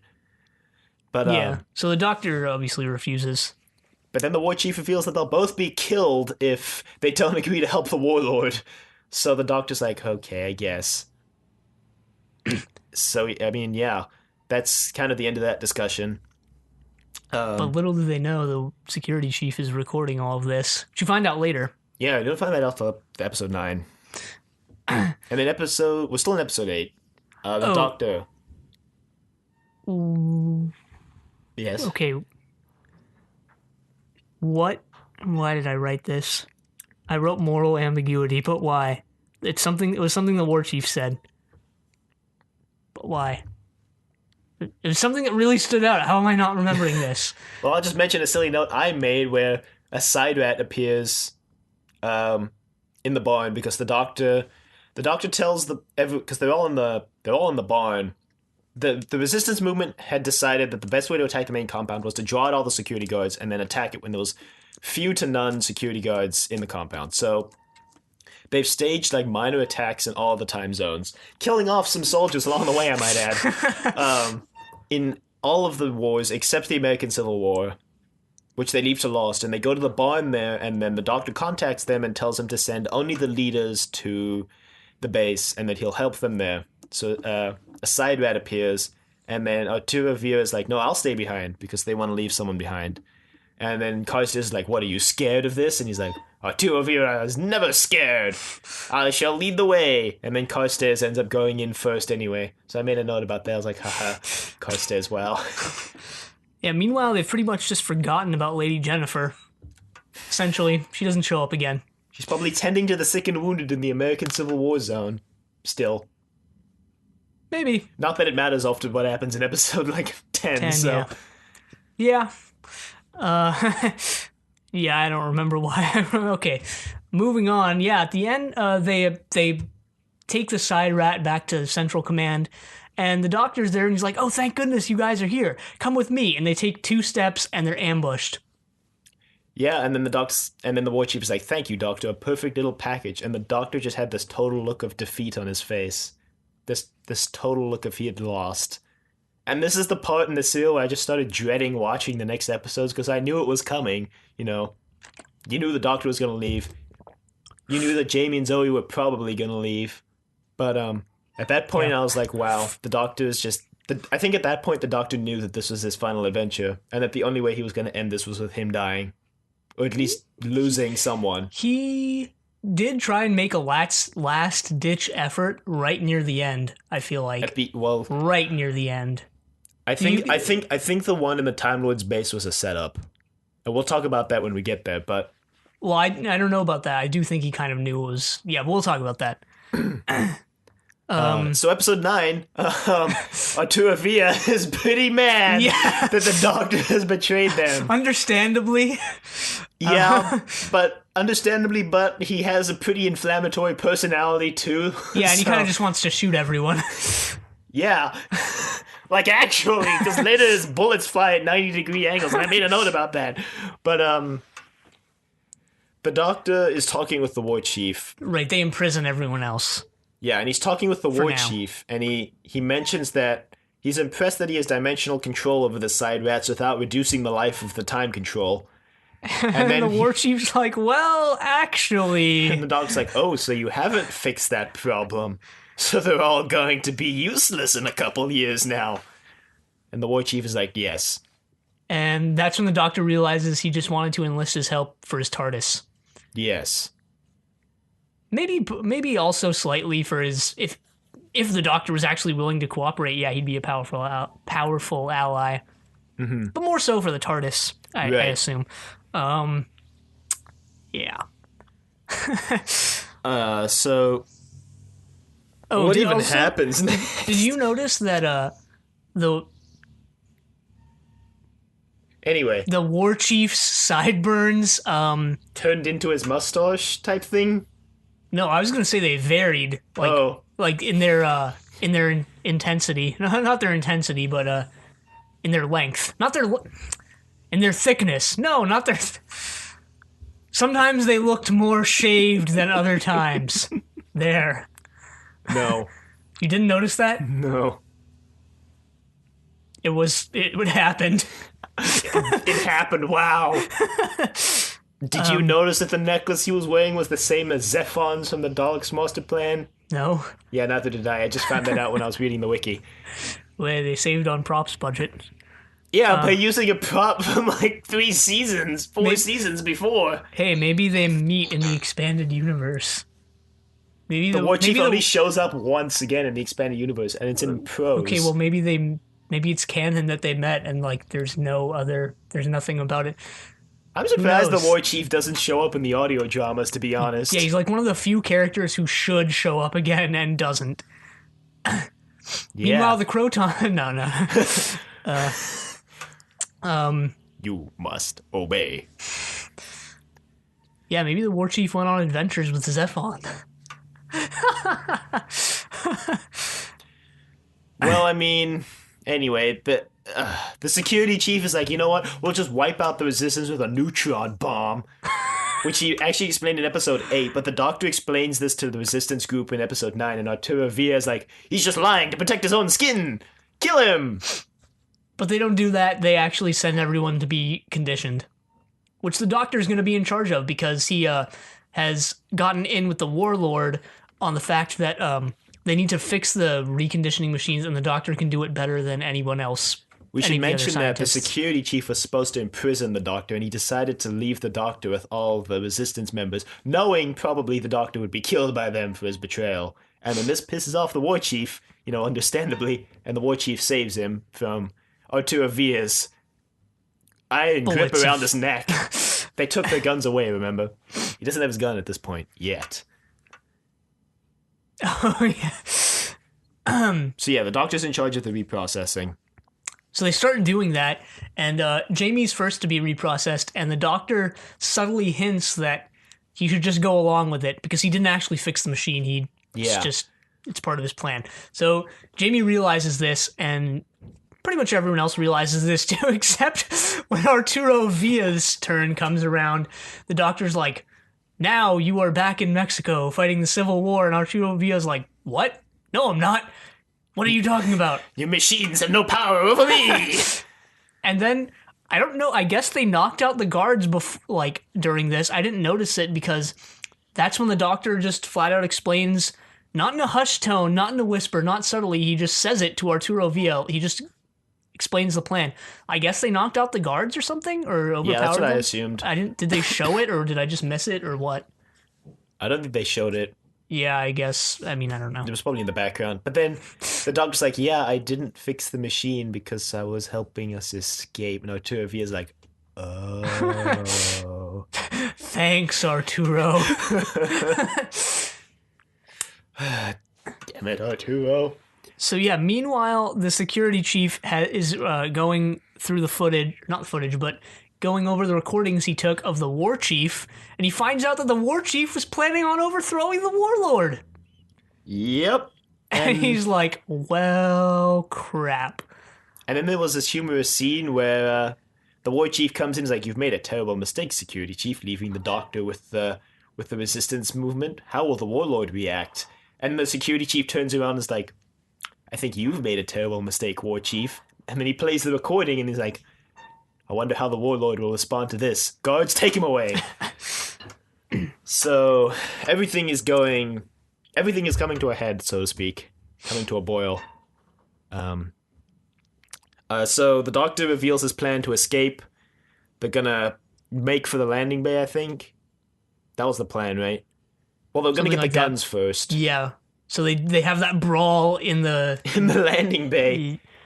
Was that in the landing bay? Well, yes. there was one before that too, when they were doing something or the other, where they reconvened with the war chief. Yeah, so the war chief is taken. Yeah, the war chief is taken to be a prisoner, and they rescue him. And then the doctor realizes the war chief was under guard and not being escorted, so to speak, as a free man. So they decide that the war chief will be good collateral because everyone in the war zones doesn't know the war chief has basically been deposed.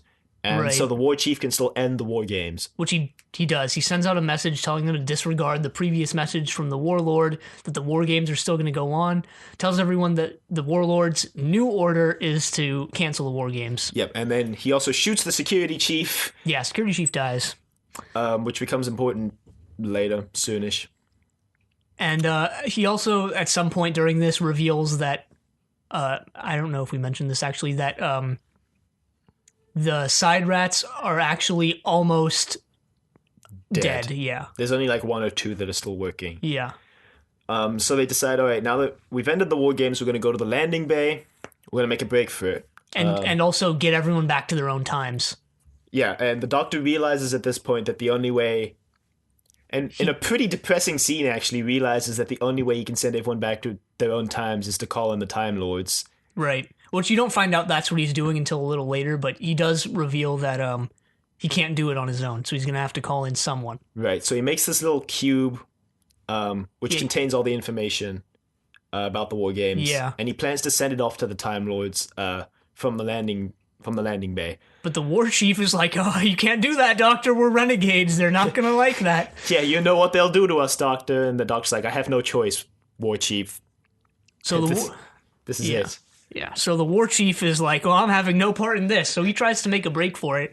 But right before he can get into one of the side rats, he's confronted by the warlord, and he tries to make a bunch of excuses about why he should live. Or just get the hell out. But the warlord is having none of that, so he takes the war chief away and kills him. Yeah. Presumably, he off-screen regenerates, as revealed later in prose, but... Like the Doctor did before with the smoke bombs, the war chief is like, well, I can explain. The security chief was, and then he makes a break for it and he gets shot. Yeah.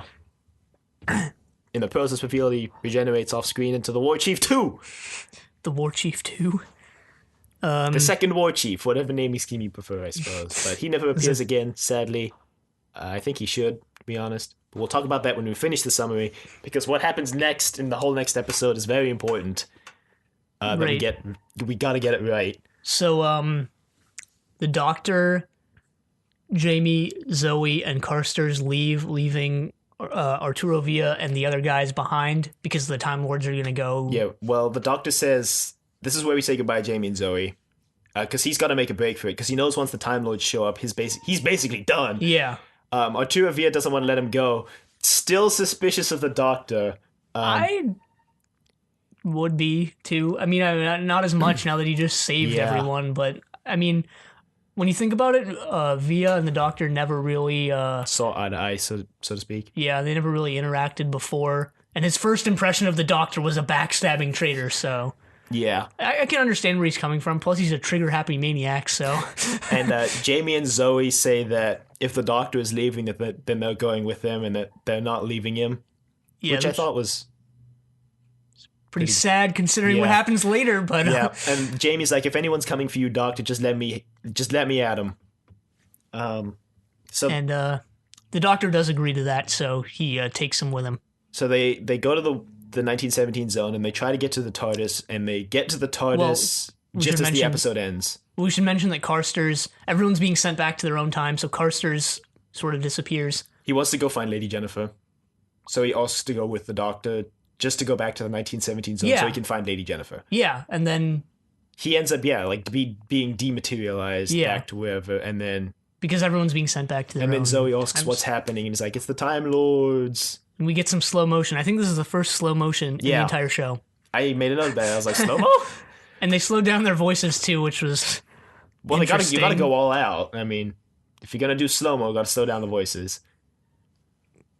Yeah, I guess it's kind of cheesy. So And then again, this show is really cheesy. the Doctor has his hand on the key when episode 9 ends. He's having a hard time. He's like struggling to move at that point. They all are. And Well, you except find- yeah, Jamie. for some reason. Did you notice Jamie Yeah. just walked up to the TARDIS normally? In episode 10, you find out that the Time Lords are putting a force field around them, and the Doctor says if you concentrate, you can break it. And they Maybe eventually, Jamie just has really good concentration all the time. yeah, it's a superpower. But they get into the TARDIS and they escape, sort of, kind of. I do want to, before we get into what happens next, I do want to mention Carsters though, because I thought he was going to be a companion. I was like, Carsters is for sure going to be a companion because we did a good job of not mentioning this throughout season 6, but yeah, we both knew Jamie was going out here. Yeah. So, yeah, I thought Carsters was gonna. I assumed Zoe was going out too. She does, but yeah, I thought Carsters was gonna be the replacement, but I guess not. You think they'd introduce a new companion in the regeneration episode? Maybe I don't know. It's plausible, I guess. but I'm trying to think if it was done in the reboot before. Because those are the only episodes I obviously have any experience to draw from. I mean, not as far as I can tell. I liked Carsters though. Yeah, Carstairs was a good character. Yeah, like we were mentioning last episode, he and Lady Jennifer were pretty fleshed out despite being, one serial characters. But Right. anyway, they yeah.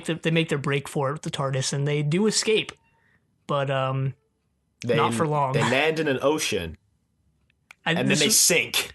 Did you notice that the footage of them Was landing in the reused from Fury from the Deep? Yep. Yes. I And was also like- the space footage was reused from Web of Fear. Really? I didn't notice that. I noticed that because there was webs covering the TARDIS. I was like, what? Look, I even made a note of it. The Web of Fear? Question mark. Yeah.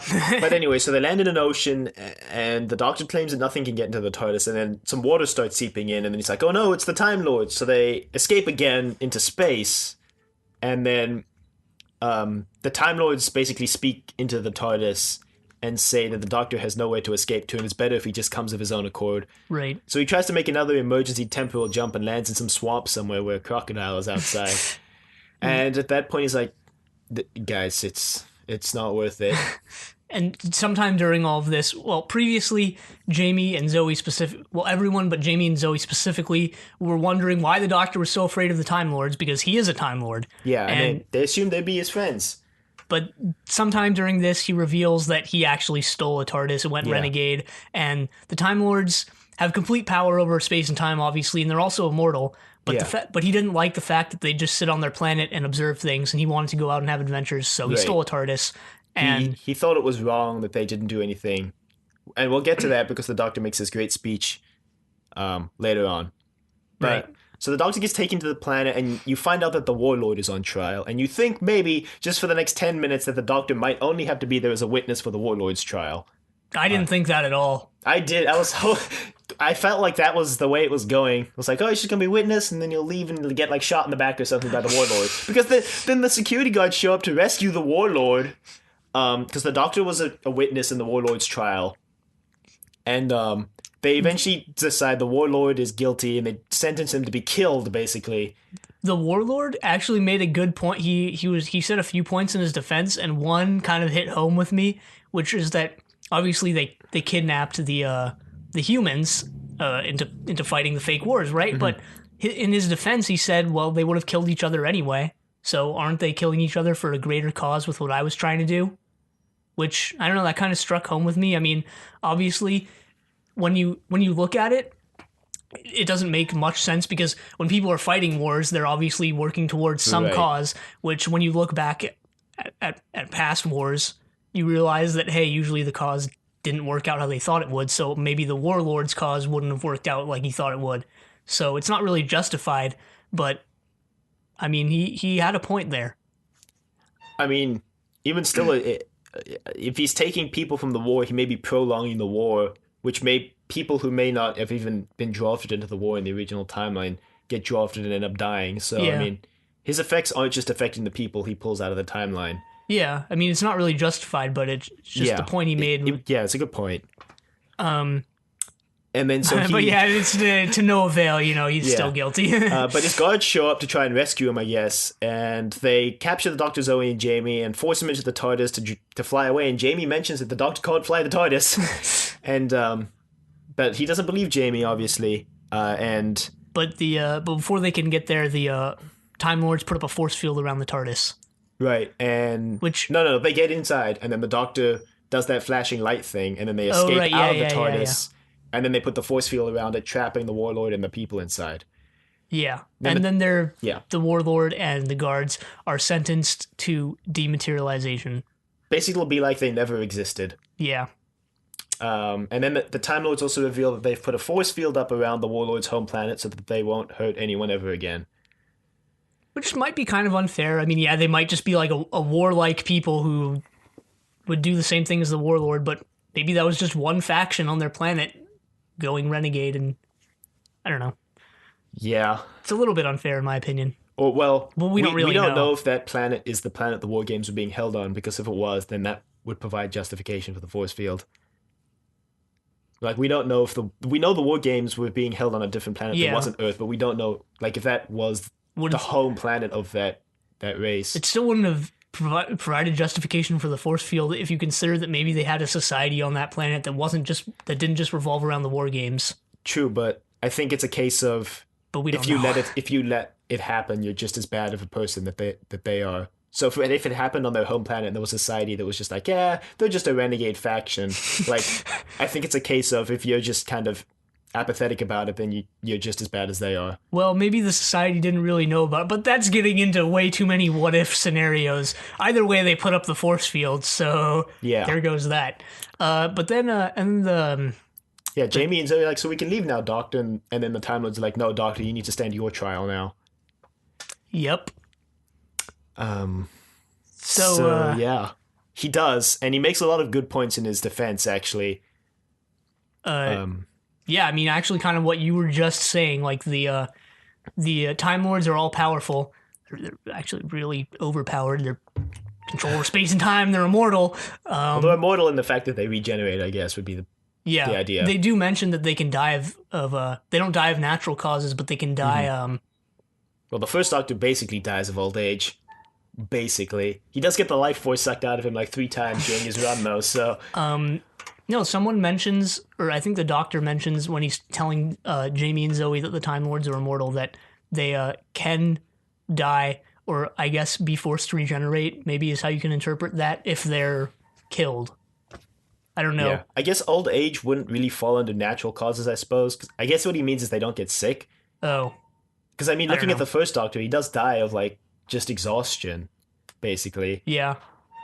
And the regeneration here is a little iffy, but we'll get to that. If it even is a regeneration, which we will get to. Yeah, exactly. So, the Doctor makes a lot of points in his trial that I think are some of the defining moments of his character. He mentions that all his life he's been fighting evil, where the Time Lords have just been sitting idly by watching, and that he thinks it's wrong that the Time Lords don't do anything. And then he brings up a mental projection of some of the people enemies he's faced, which include the Ice Warriors, the Daleks, the Cybermen. He starts with the Quarks. Yeah, I was like, really, Doctor? You're starting with the fucking Quarks? The wiki actually mentions that even though that seems a bit weird for someone who only watches the TV show, in the comic series that was running parallel to the TV show, he encountered the Quarks a lot more than just the one episode of the TV show. Okay. Also, apparently the Crotons were supposed to appear in that sequence at the end as an example of a race that subjugated a lower race. But and they even paid Robert Holmes to use the rights for the Crotons, but the costumes were in too bad of a condition to use. It's interesting. So the Doctor brings up some of the enemies he's faced, and he said he saved like thousands of lives, and he's toppled like evil regimes that subjugate peaceful people all the time. And I think the exact quote is more elegant than like what I'm giving it, but I'm gonna see if I can find it in this convenient transcript page of the episode. I don't even know what exact quote you're talking about. It was the one where like the Time Lords were like, "Do you stand?" Control F. Do you stand by what you say? And he says, "I not only stand by it, I'm proud of what I did." Here, they say that one. Yeah, you have repeatedly broken our most important law of non-interference in the affairs of other planets. What have you to say? Do you admit these actions? And the Doctor says, "I not only admit them, I am proud of them. While you have been content merely to observe the evil in the galaxy, I have been fighting against it." Which I think is one of the most powerful quotes of his entire run. Because it not only defines who the Doctor is, but it defines his entire race, as well as what he's been doing. Because every time he shows up, I guess he technically doesn't know where he's going to show up, but if there's an evil there, he'll fight it. But anyway, so the trial resolves. The Time Lords reveal that the Doctor made a lot of good points in his defense, and they need some time to consider what to do with him. Yeah, so they're gonna keep him in holding for a while, and they do let Jamie and Zoe see him. Originally, yeah, they were just going to send Jamie and Zoe away, but they let Jamie and Zoe see the Doctor, and they, quote-unquote, accidentally forget to put up the force field around the door. So they're like, "Come on, Doctor, we've been out of tighter scrapes than this, we can go." And the Doctor's like, "Jamie, I don't think so." And Jamie's like, come on. The Doctor's like, "Oh, all right." So they kind of make an escape across some weird, like, chemical pits, I guess. Yeah. I mean, you kind of knew the Doctor didn't think he could escape at this point. I think the Doctor was just giving Jamie and Zoe the kind of a lost hurrah type thing before he says goodbye. Because they get to the TARDIS and the Time Lords are waiting there, and they're like, "Did you really think you could escape, Doctor?" And Jamie's like, "Come on, let's go." And the Doctor's like, "No, Jamie, this is the end." Yep. So that's his goodbye with Jamie. He says, they say goodbye, and Jamie says, "I'll never forget you, Doctor." And also something way less important that I'm also blanking on. I specifically remembered it when I watched this, or I specifically noted it when I watched this, not in my actual notes, obviously, but that he said something kind of anticlimactic, but I still liked it. I don't remember what it was now, though. Yeah, the Doctor tells Jamie not to get into any more scrapes, and Jamie's like, "I won't." And then so he gets into a side rat, oddly enough. Yeah. With a Time Lord, and then immediately after they left, the Doc's like, "They won't remember me, will they?" Yeah, Zoe leaves too, by the way. Yeah, Zoe leaves as well, and they have an emotional hug, and then as Jamie and Zoe are leaving, they kind of hold hands as they head off, and the Doctor's like, "So they won't remember me, will they?" And the Time Lords are like, "They'll remember their first adventure with you, nothing more." Wow. Which is really dark and depressing, to be honest. Yep. I mean, we'll talk about that when we get to the Jamie and the Doctor retrospective, obviously. But like that one season of adventures with Zoe and those 3 seasons of adventures with Jamie, yeah, those are all wiped from their memories. I mean, I guess we can look to the fact that the Doctor at least will remember them. But I think the worst part of this is that they let the Doctor watch when they go back, and then Zoe, when the Doctor and Jamie leave, quote unquote, the wheel in space, and Zoe says, "I feel like I've just forgotten something important." Oh well. Nah. Yeah, and I'm just like, wow, that would kill the Doctor on the inside, to be honest. And then Jamie, at least Jamie gets to go out into this awesome like a red coat. Oh, you Yeah, it think was Jamie's reused gonna footage. die for a second? It was reused footage from the Highlanders. Yeah, you think Jamie's gonna die for a second, but he stands up when he chases this red coat with a sword. So at least he gets to go out Was it? with a battle cry. Yeah. Was it just me, or did Jamie look? Was Jamie noticeably younger there? Because it was reused footage, and he had been on the show for a couple years. He wasn't so- noticeably younger, but I did notice he looked different. Yeah. That's just kind of an interesting thing I wanted to point out. But honestly, the scene where the doctor's watching them not remember anything is probably it's way worse for the viewer than it is for the doctor or Jamie or Zoe, because I feel like the doctor was kind of at peace. Like, yeah, they went back to their own time. Now they can live their own lives, even if they don't remember any of our adventures. Meanwhile, Jamie and Zoe, just they don't remember it, so it's like not really Yeah. going to affect them that much. But it's more impactful on the viewer when you're like, wow, all that stuff I just watched is just not. I think you just realize not- that yeah. they're gonna have a good life, and that kind of his sacrifice won't go in vain. Like they're gonna get to at least live a life. Yeah, it's sort of bittersweet in that respect. They're gonna get to live with where they're used to. They're gonna meet their own people. Unlike Steven. Hey, audio dramas made Steven's Rat Out way better. Yeah. So, and then the Time Lords reveal that they're not gonna kill the Doctor, to the Doctor's surprise, I guess. Yeah, they did consider what he said, and they did kind of agree with the fact that he's actually been working for a pretty good cause in most cases. So but they are going to condemn him to Earth until further notice. They realize that the Doctor's been to Earth a suspiciously large amount of times, and They do say that he probably knows a lot about it, so that's kind of their justification for them exiling him there, because they do say the word exile. And so that's what's going to happen. Like, until further notice, the Doctor. Yeah. I mean, obviously, this is just an And excuse to have a bunch of cereals set on Earth, but at least there's a storyline reason for it. It doesn't feel too out of the blue. The Doctor points out that a lot of people on Earth know his face, and they're like, "Well, you've changed your face once before," and he's like, "You can't do that to me."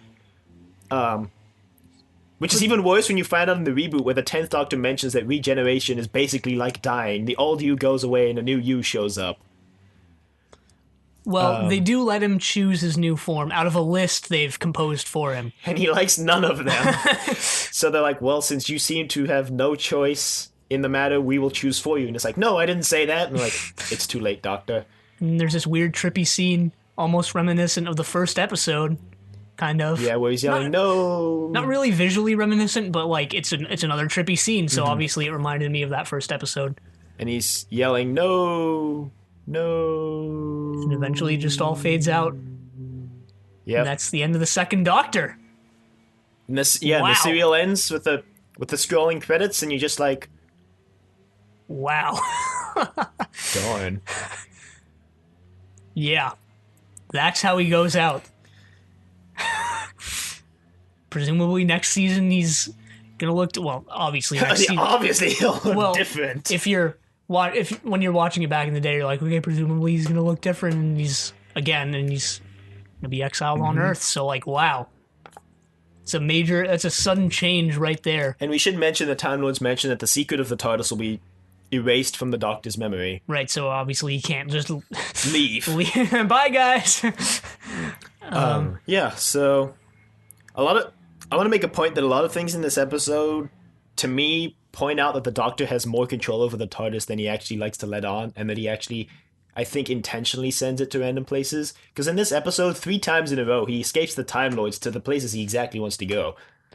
Not really. Well, he gets into space, which is where he wants to go. That's He's true. able to make the emergency shift. I mean, it doesn't land him where he wants, but that's because the Time Lords are being involved. Plus the fact that's a good point, that actually. taking away the secret of the TARDIS would imply that he knows how to pilot it. And I think he just likes to send it random places because it's more exciting. And like he said, he wants to go on adventures. And, with so many places to choose, why choose when you can just let it go wherever it wants? I guess, yeah, those are some good points, actually. Yeah, that kind of makes sense. I interpreted that whole secret of the TARDIS thing as like, just he won't be able to pilot it anymore. Yeah. I mean, like he won't be able to even use it anymore. Yeah. Not that I assumed he was able to control it, but yeah, no, those are some good points actually, and that does make sense. That Hmm. yeah, it's interesting. I think we should also discuss this regeneration now because we're here. Yeah. Yeah, this regeneration was a little iffy because it wasn't like the previous regeneration. Obviously, this is only the second regeneration I've seen, so I don't know Hmm. how the other ones are going to play out. But I assume they're more like the first Doctor's regeneration rather than this, where he's being forced to take another form Yeah. by another being. In this case, the Time Lords.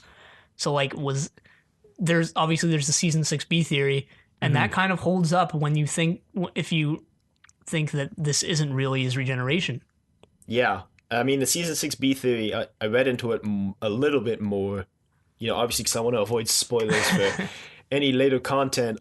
Basically goes that before being exiled to Earth, uh, like before regenerating and being exiled to Earth, he gets recruited by this corporation known as the CIA, but it's not the American CIA. It's like the Celestial Intervention Agency, which I guess is like some That hidden unfortunate name. this this like I guess just has intervention in the name. It goes like against all the Time Lord principles, but I guess it's like some hidden Time Lord thing. Like if you watch Star Trek Deep Space Nine, it's like Section 31. Um, like some I don't even know what the term would be, but Not a renegade yeah, faction, no, but like a very hidden faction that they a like secret society almost. yeah, but they make like every effort to keep secret. Like I can just the easiest way to explain it would be related to Section 31 in Star Trek Deep Space Nine. In Deep Space Nine, Star Trek no, the Starfleet has Starfleet Intelligence, which is like their secret spy organization, right? But apparently in the Starfleet charter, or the United Federation's charter, there was a section called Section 31 that allows the United Federation to use any means necessary to do a certain thing. So there's this it's a shadow organization. That was the word I was looking for.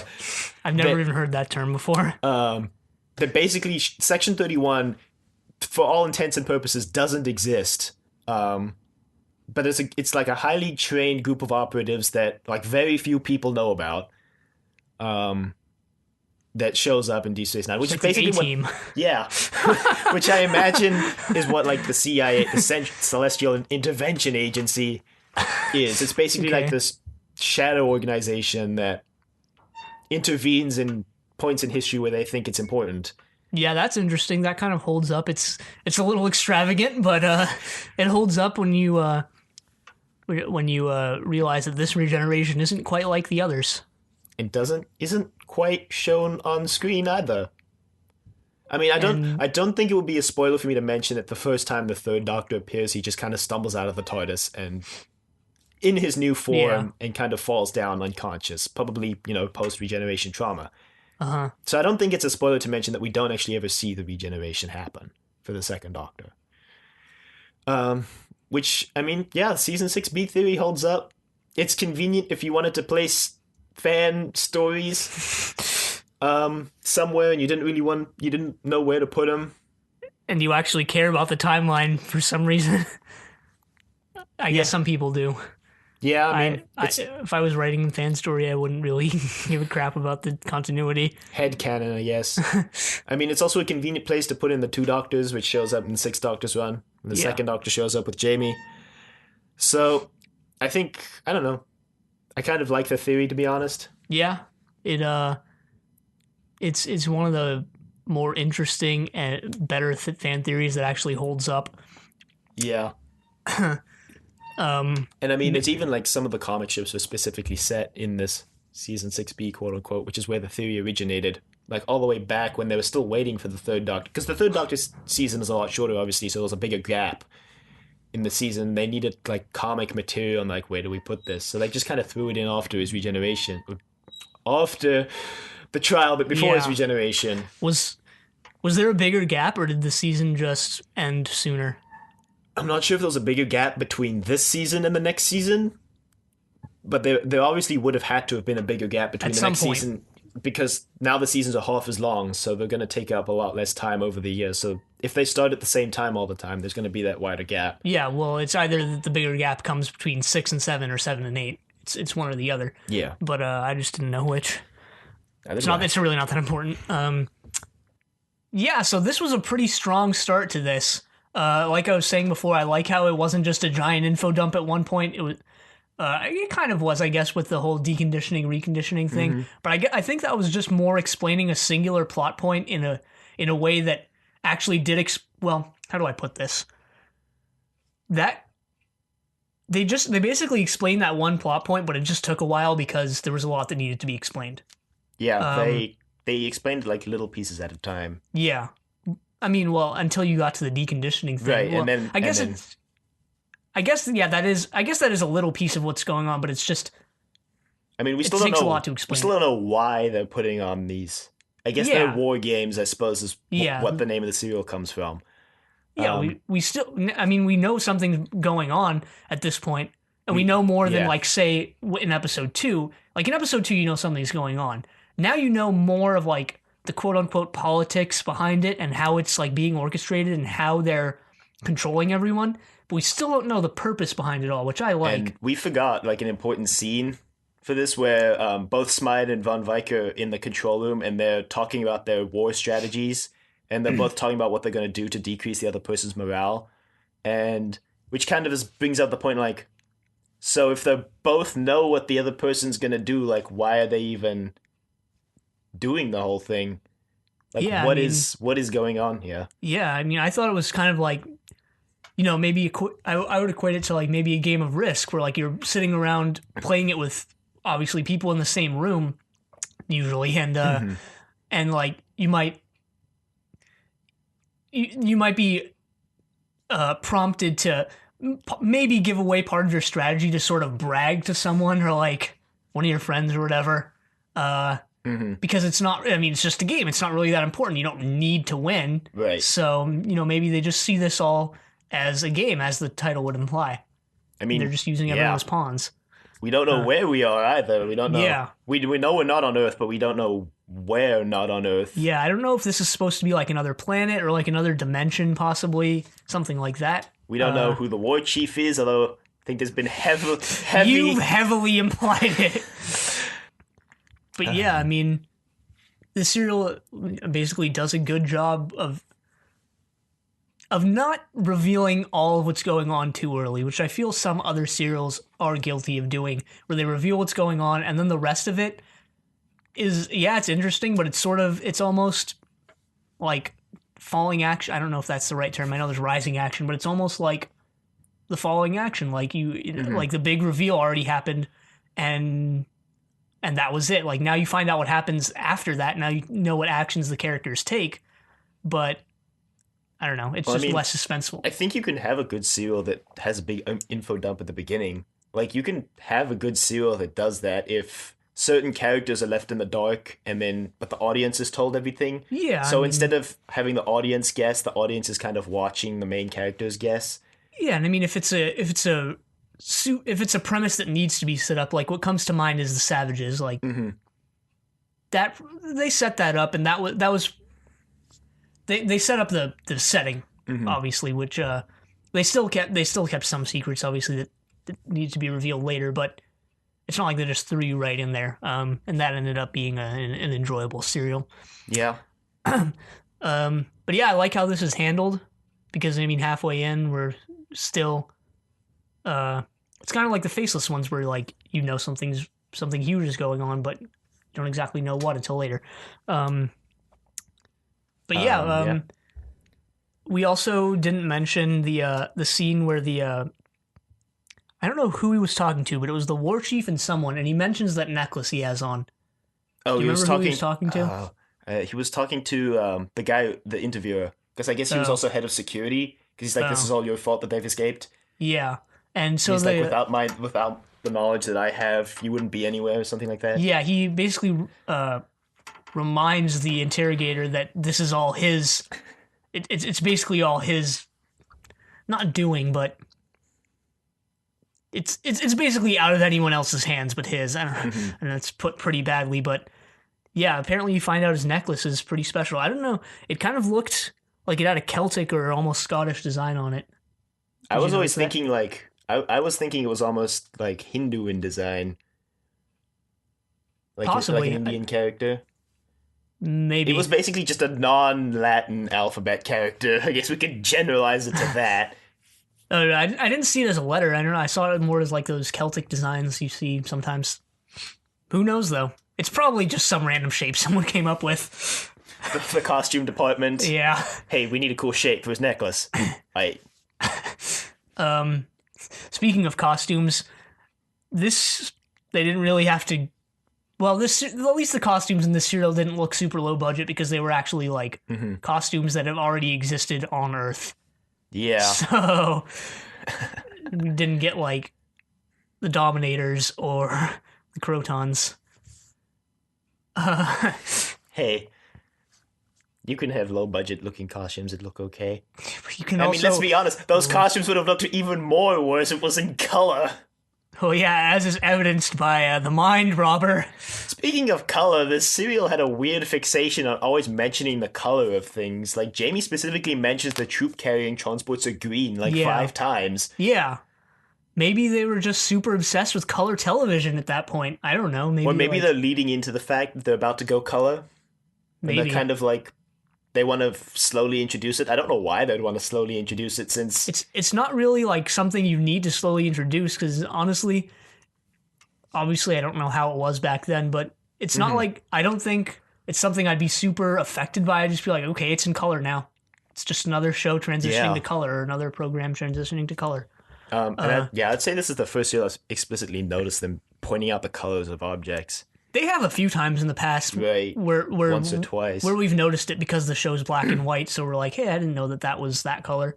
Because I don't know about you, but while I'm watching it, I kind of I just assume things are certain colors. It's not like I think, okay, which color do I think that is? I'm just like, okay, that's that color. Like I see it in a certain way in my I mind. mean, yeah, I not know a- the colors. I just watch it as a black and white show though.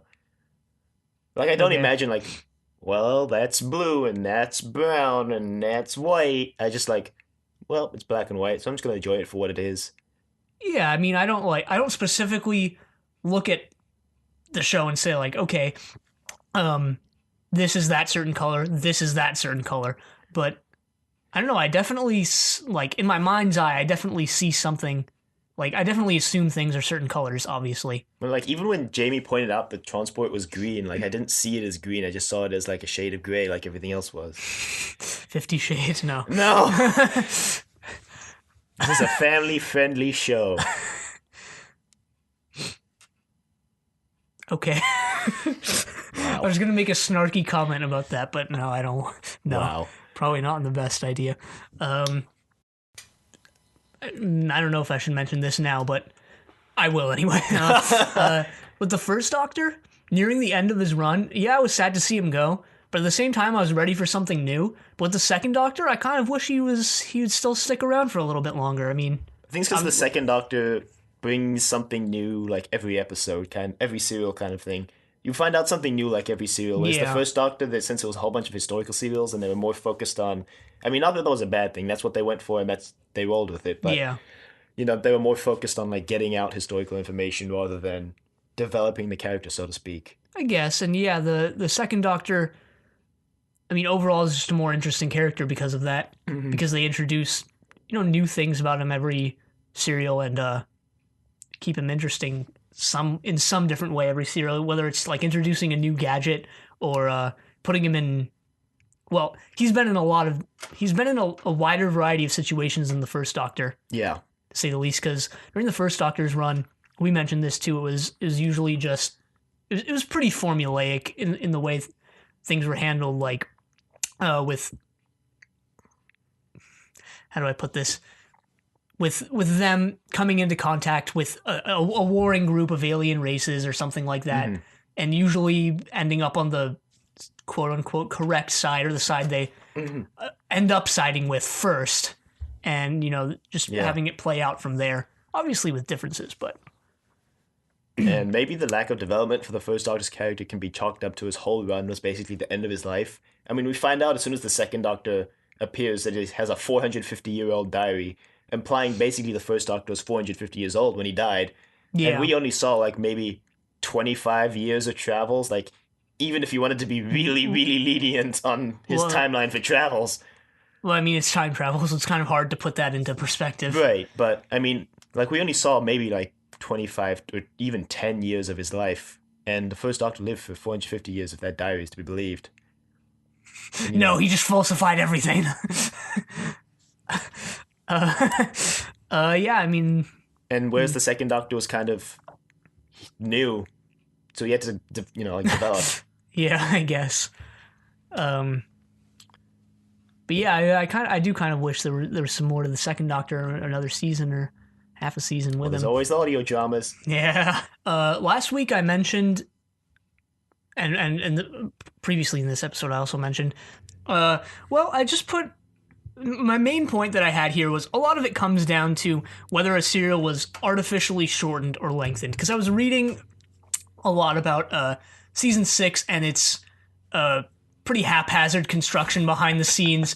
How they rearrange. We've talked about this slightly before too. They rearranged a bunch of serials, changed the length of serials, cut and added different serials Right. all over the place, and it was pretty chaotic if you read about it. And we can put up the Shannon Sullivan site Yeah. probably on the site as a link, so in case anyone wants to read that, because Yeah. it's a pretty good site for production information. So yeah, I put that as like one of the main points, because like the Space Pirates was originally envisioned as a 4 episode serial, like we were talking about last week, and it was lengthened to 6, and that might be part of the reason why it was pretty bad. I also put like the serial specific characters. I refer to them as serial characters as I was writing it, because I didn't know how else to refer to them. But a lot of the times I feel like they're just plot devices rather than actually being fleshed out. Like this Right. serial specifically does a good job of it with characters like Lady Jennifer and Carstairs. God, I can never remember his name for some reason. But like Jennifer with her decision, like she's not a major character. I mean, she's not like a doc. She's not. Yeah, obviously she's not the Doctor. She's not like a companion or like one of the main characters, but she still has to make like important decisions that develop her character, like whether she's gonna go with Jamie into the machine or whether she's gonna go help the wounded soldiers. Like she's a Right. doctor, so that's something that you'd understand. Like, okay, she has to make that decision, and she eventually ends up helping the wounded soldiers. So that kind of develops her character, even though she's not going to be around too long, which is pretty nice. And it ultimately comes down to, okay, what is this serial, plot driven or character driven? Not that plot driven solely is bad, Right. but character driven, in my opinion, usually ends up being more interesting, because if the characters are well written, then the plot, even if it's not as plot intensive, or even if there's less points you have to follow, it'd still be enjoyable to watch these characters doing different things. Right. And yeah, obviously I put like, okay, maybe if it's more plot driven, it should be more Doctor centric. I felt that might make sense because of what I was saying before. We might not have enough time to flesh out the characters, or that might not be part of the story. And yeah, I put like don't have the entire story like revolve around. Don't have backstory come into it too much. Like the Space Pirates did a poor job of this. Like it was all centered on that backstory, and it just wasn't very interesting. And like they keep bringing it up, but Massacre was just all focused on the political mumbo jumbo / backstory that happened with that. And I feel like serials that, and this isn't hard sci-fi, obviously, so serials that go into like sort of Massacre territory with the sci-fi stuff might not be as good. We haven't really had that. I was just envisioning like, okay, I was thinking, what if Massacre wasn't a historical serial? What if it was more of a sci-fi serial, and they went into all that detail about a fictional politics or fictional technology? I still feel like it wouldn't have been It all still that probably great. would have been, yeah. Yeah. So I don't know. I kind of wanted to differentiate between like, okay, was this bad because it was just literally an uninteresting history straight out of the textbook, or was it bad because of how it handled the story? I guess it's both. Yeah. It kind of just comes down to a lot. I think what you were saying can just basically be generalized to a lot of if a serial is good or bad comes down to what happens in its production stages. It's a lot. I It's a mean, lot of what has to do with it. if I want to shorten your whole point to like one sentence, that would be it. Because I mean, like where to set the serial, how long the serial is going to be, who the serial specific character is going to be, is all kind of in the production slash writing stages. And I mean, even things like if the character is uninteresting, um, like it's partially the fault of the writer, but it's also still partially the fault of the script editor to not point this out to the writer. I mean, plus, maybe there's just not enough time to rewrite the serial to make Yeah. something different. And And with what I've read of with season 6, like behind the scenes, they probably knew some of these serials weren't as good as others, but they just had to get them in there for the sake of, okay, we got renewed for another season. It has to be 45 episodes, so you're just gonna have to put this Right. in. It was the best of what they had, I guess. I mean, at some point, it just comes down to like, we can either put out this subpar serial, or we can put out like nothing because And probably get fired. because we just don't have time to write another one and to rewrite it. Yeah. Or they maybe just they have a choice of two subpar serials and they put out the better one, even though it's Yeah. not necessarily a good serial. It was kind of the best of two Yeah. evils type thing. I mean, I assume the BBC is like, okay, you need to put out something or you're Right. out of here. Yeah, no, right.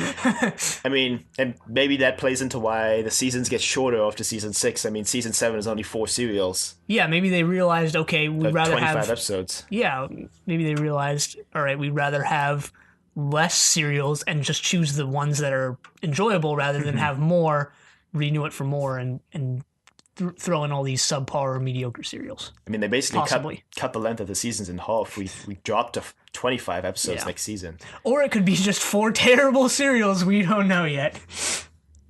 Third Doctor's first serial isn't so bad so far. I'm just going to be glad it's in color. That's all I have to say. Like, I'm ready for color. And Yeah. the Brigadier. Oh, right. Yeah, no, he's back in the Lethbridge third Stewart. Doctor's first episode, which we'll talk about when we get there, but I think that was a good choice. But yeah, that's the end of 3 characters all at once. Which means we have a lot of retrospective to be doing. What order do you want to do this in? Do you want to talk about Zoe, Jamie, then the Doctor? Well, we start with the season retrospective because I think that's the least important, then do Zoe, Jamie, the Doctor, like Okay. going in order of importance, I guess. Okay. Yeah, so season 6 is easily the best season of this show so far. Yes, I most definitely agree. I thoroughly enjoyed this season. It had only one serial that I can say wasn't good, Space Pirates. Yeah. It had the War Games, my favorite serial, I would agree, actually. I really enjoyed this serial. and it had The Invasion, another great serial. Right. And then there were the other good serials, and then there was the Space Pirates. Yeah, the Space Pirates is kind of just the black sheep, so to speak. To use an overused cliche. But yeah, as far as the War Games go, the pacing was pretty great. I don't think there's anything more to say other than what I've said before, where it's slowly revealed to be a bigger, not conspiracy, but it's slowly revealed to there's more at stake than what first appears to be going on. Kind of like the Faceless Ones, my former favorite serial. Yeah, but I enjoyed this season. I guess the budget has been going up, and they're Yeah, kind there's of definitely a lot more explosions. gearing towards trying to increase the production value, I guess, which is a yeah. good thing, I think. And they're going to have to definitely step up costumes and sets next season because it's transitioning to color. You can't just have cardboard robots from the mine robber anymore. Yeah, it's really easy to pull off things in black and white compared to color, because Yep. like in color, if the TARDIS has to be blue, but like in black and white, it's hard to tell that it's blue. So if you didn't have blue paint, you could just you had Yeah, like if you had a paint color that looked similarly shaded that blue did in Yeah. black and white, you could just kind of pull that off. Yep. So that's kind of the season in retrospect. It was a good season, which we've been mentioning as we've been going through it, obviously. Yeah, there's just a lot of strong serials got okayed for this season, I guess. It was a mess behind the scenes with serials getting reordered, cut down, extended, changed. Somehow it all worked out okay, I guess. Yeah. it came out pretty good. It introduced a lot of characters that can be reused. It introduced the concept of the Time Lords. It brought back the Cybermen in a pretty good way. Yeah, and it brought back Lethbridge Stewart. So because if they hadn't brought him back in the Invasion, it would have been quite a while between his first appearance and next season where he becomes a major character. Yeah. So that kind of, I don't want to say reminds you because it's kind of makes it seem like the viewer is stupid, but Yeah. It's sort of like, okay, yeah, he's gonna be a reoccurring character, or he comes back. So like, hey, it's that character from last season, not like, hey, when did this guy appear? And I Something think like maybe also it was kind of a lost hurrah for the Brigadier and the Second Doctor, because between that and now, I'm assuming the Second Doctor doesn't meet the Brigadier again, and the Brigadier and the Doctor became pretty quick friends in the Web of Fear, and then they were very good friends in the Invasion. So I think they kind of wanted to give him a send off kind of thing, I guess. like a parting of ways. Other than that, we had the Mind Robber was a pretty interesting serial, not something that has been done before. It wasn't really a reused plot line, so to speak. Probably not done again at all. Yeah. I don't know about you. The Crotons almost felt like a First Doctor serial to me. I know we were mentioning in our 1 year episode that First Doctor's was more formulaic than the second, and the Crotons felt like something the First Doctor would have been involved with, like that type of storyline. I could see that. I mean, I guess that's kind of okay because compared to season 5, season 6 was way less formulaic than season 5. Yeah, definitely. Season 5 was pretty formulaic. Season 5 was designed to be formulaic. And, season 6, they went for a lot of kind of, I don't want to say, experimentation, I guess. They did, basically, the serials were all different lengths.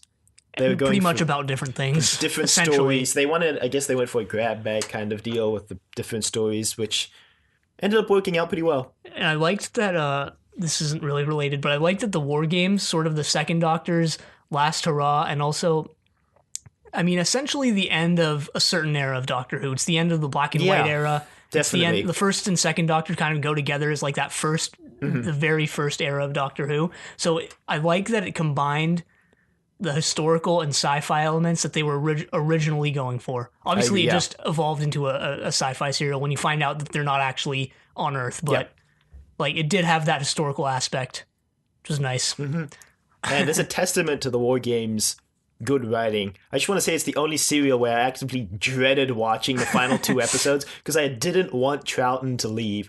And Jamie and Zoe, I didn't want any of them to leave. And I didn't realize I liked them so much as characters until that moment where I was like, yeah, I didn't realize that I'd become so attached to the characters until that moment. It's this weird effect where you don't realize how attached you become to a certain Doctor until the regeneration scene where they say goodbye. I mean, this happened with 10 and 11 for me. Like, 11 I hadn't really seen as the Doctor because 10 was my first. And then, I didn't realize how attached I'd become to 11 until 11 regenerated. And then again here, which we'll get into more when we get to the Second Doctor's retrospective in a couple minutes. Yeah, but I think on that same note, Zoe. Yeah, so moving on to Zoe. I liked Zoe. Better than Victoria, to be honest. Yeah, definitely better than Victoria. Victoria? I did like Victoria. I mainly pointed out during her run that I liked her snarkiness. And she was almost... And she wasn't really comic relief, but she added that element of comedy to some serious scenes, whether intended or not, because of her snarkiness. But Zoe did a lot more, in my opinion, than Victoria. Zoe gave the Doctor a run for his money a lot of the times. She's a genius, so... Yeah, like there were moments where the Doctor wasn't quite sure how to do a thing, and then Zoe was like, oh, I know how to do that. Yeah, I know I keep saying this after each new companion scheme, but Zoe, Jamie, and the Doctor is my favorite trio. I said that about... I agree. I would vote them the best TARDIS crew so far. Yep. Including the reboot, actually, to be honest. Oh, really? Yeah. Wow. Something to look forward to then. Not enjoyable as this. No, there were good TARDIS crews in the reboot. I just think that Jamie, Zoe, and the Second Doctor were better. It's not going to get any better than this. Well, we don't know what happens in the classic series. Could be something fantastic. I'm going to get to my predictions I guess when we talk about the second Doctor. But Oh boy. yeah, other than that, Zoe was just an interesting character because there hadn't really been any other characters like her who were like from the future and a genius and like knows tons of crap, often useless. But like her and Jamie were a good dynamic because Jamie's from the past and is usually portrayed as like not being too bright. He's But bright for what he knows. He just doesn't understand future technology. I guess, yeah. Meanwhile, Zoe is just like, "What are you doing, Jamie?" So I liked that. A lot of funny scenes. Yeah, they played off each other pretty well. I mean, and that goes along with why I'd say they're the best TARDIS crew, is just because the whole dynamic between the three of them works a lot better than that dynamic in like the reboot, because the reboot basically it's almost always a two-person TARDIS. The only exception being the 11th Doctor, Amy and Rory. And I think, how do I want to say this without insulting tons of fans? I didn't like Rose or Martha because they spent their entire time just falling in love with the Doctor, and it's like, I don't care. I'm not here for a love story. Yeah, I was actually just about to say something on that note. I'm kind of dreading when it gets to like romance between the Doctor and the companions, because Yeah, and that's why I'd say like Donna Noble is my favorite companion of the reboot, because she's got that snarky attitude that I know you're gonna love. You're gonna love Donna when we get there. I can tell. She's snarky and she just all these sarcastic comments towards the Doctor. It's amazing. I'd say she's the second best TARDIS crew, so you have that to look forward to. yeah. When she meets the Doctor for the second time, the Doctor's like, "I'm just looking for a mate," and she's like, "Well, you're not mating with me, honey." So, Yeah. So that's goodbye to Zoe. I think she got a good ride out. I mean, as well as Jamie. This is probably the best companion ride out so far. I mean, the saddest, obviously, but I think in that aspect, that probably makes it the best for you to remember all these things about the characters and evoke all these emotions about the characters. Yep. In Yeah, just this kind is the of best. Thinking about it, yeah, this is the best. Ian and Barbara still probably second, Yeah. with Susan. Susan maybe second. Yeah, something like that. I'd say Susan probably second, then Ian and Barbara third. And then everyone else just doesn't even matter because they just kind of went lol. Except Victoria, I'd put Victoria fourth. No, yeah, at least she had a reason. Ben and Polly also were Ben kind and of Polly- like, they just took the opportunity. You can't blame them for wanting to leave when they did. Same with kind of the same thing as You can't Ian blame and them Barbara. for taking a way out when they saw it. Yeah, because like if they hadn't, who knows when they would have gotten the chance. But yeah, this was definitely the best write out. And I'm glad that the second Doctor ended on such a high note, which I guess we should transition into Jamie before that. Right. But so this is going to be a serious retrospective because Jamie's been here basically the whole of the second Doctor's run, except for the Power of the Daleks, which is the one with the Doctor and Ben and Polly. Yep. And then the very next serial was the Highlanders. Yep. So Jamie is the... You can't talk about the second Doctor without talking about Jamie. Essentially, I think is what you want to say. And I also wanted to say that in all of Doctor Who, classic and reboot, Jamie, other than the Doctor, Jamie is probably the single most appearing character. That's worded terribly, but I don't think anyone else appears more than Jamie. Except like the Daleks, maybe. I think episodes-wise, you're correct, but I think if you counted each serial as a singular appearance, I think Sarah Jane Smith beats Jamie. Huh. Yeah, I do know Jamie is the only companion to go over 100 episodes traveling with the Doctor. I think at least that Sarah Jane Smith meets the most incarnations of the Doctor. Huh. Because Sarah Jane travels with the fourth Doctor, and then I think she meets at least the fifth and sixth, and she also meets the 10th in the reboot. So, or maybe even the Brigadier meets the most incarnations, because we already know he's going to have met two. Yeah. Next week. Yeah, but Jamie, wow. Jamie had a lot of cool quips with the Doctor. And that comes just from the sheer fact that they were together for so long. Yeah. They became very close over their run. I think. And I think it was...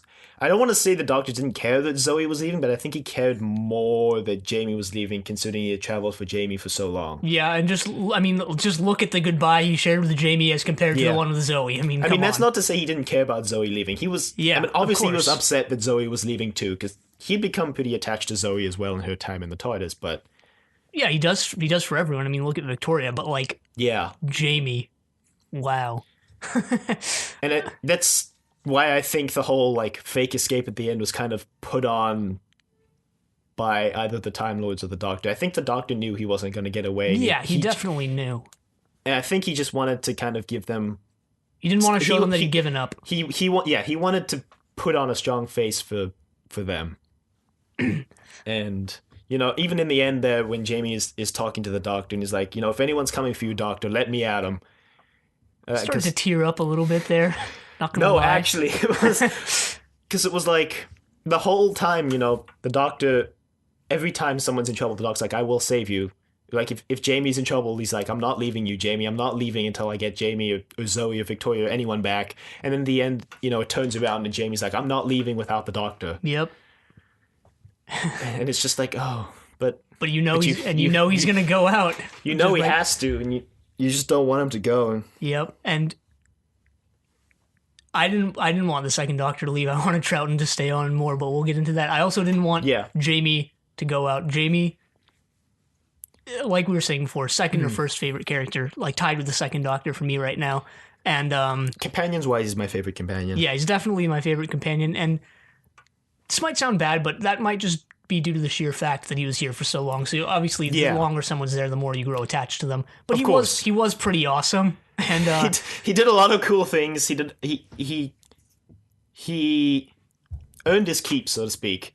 He didn't kind of just like hang around and just hang along like Barbara did. He did what he needed to do to be there. He made himself known. Yeah, there were barely any serials where we were like, Jamie was that useless character. Then again, there are barely any serials like that anymore. They've gotten way better about that since the first Doctor, but that's still. Probably just coming with the 3-person TARDIS instead of the 4-person Ian, Barbara, Susan, and the Doctor type thing. Yeah.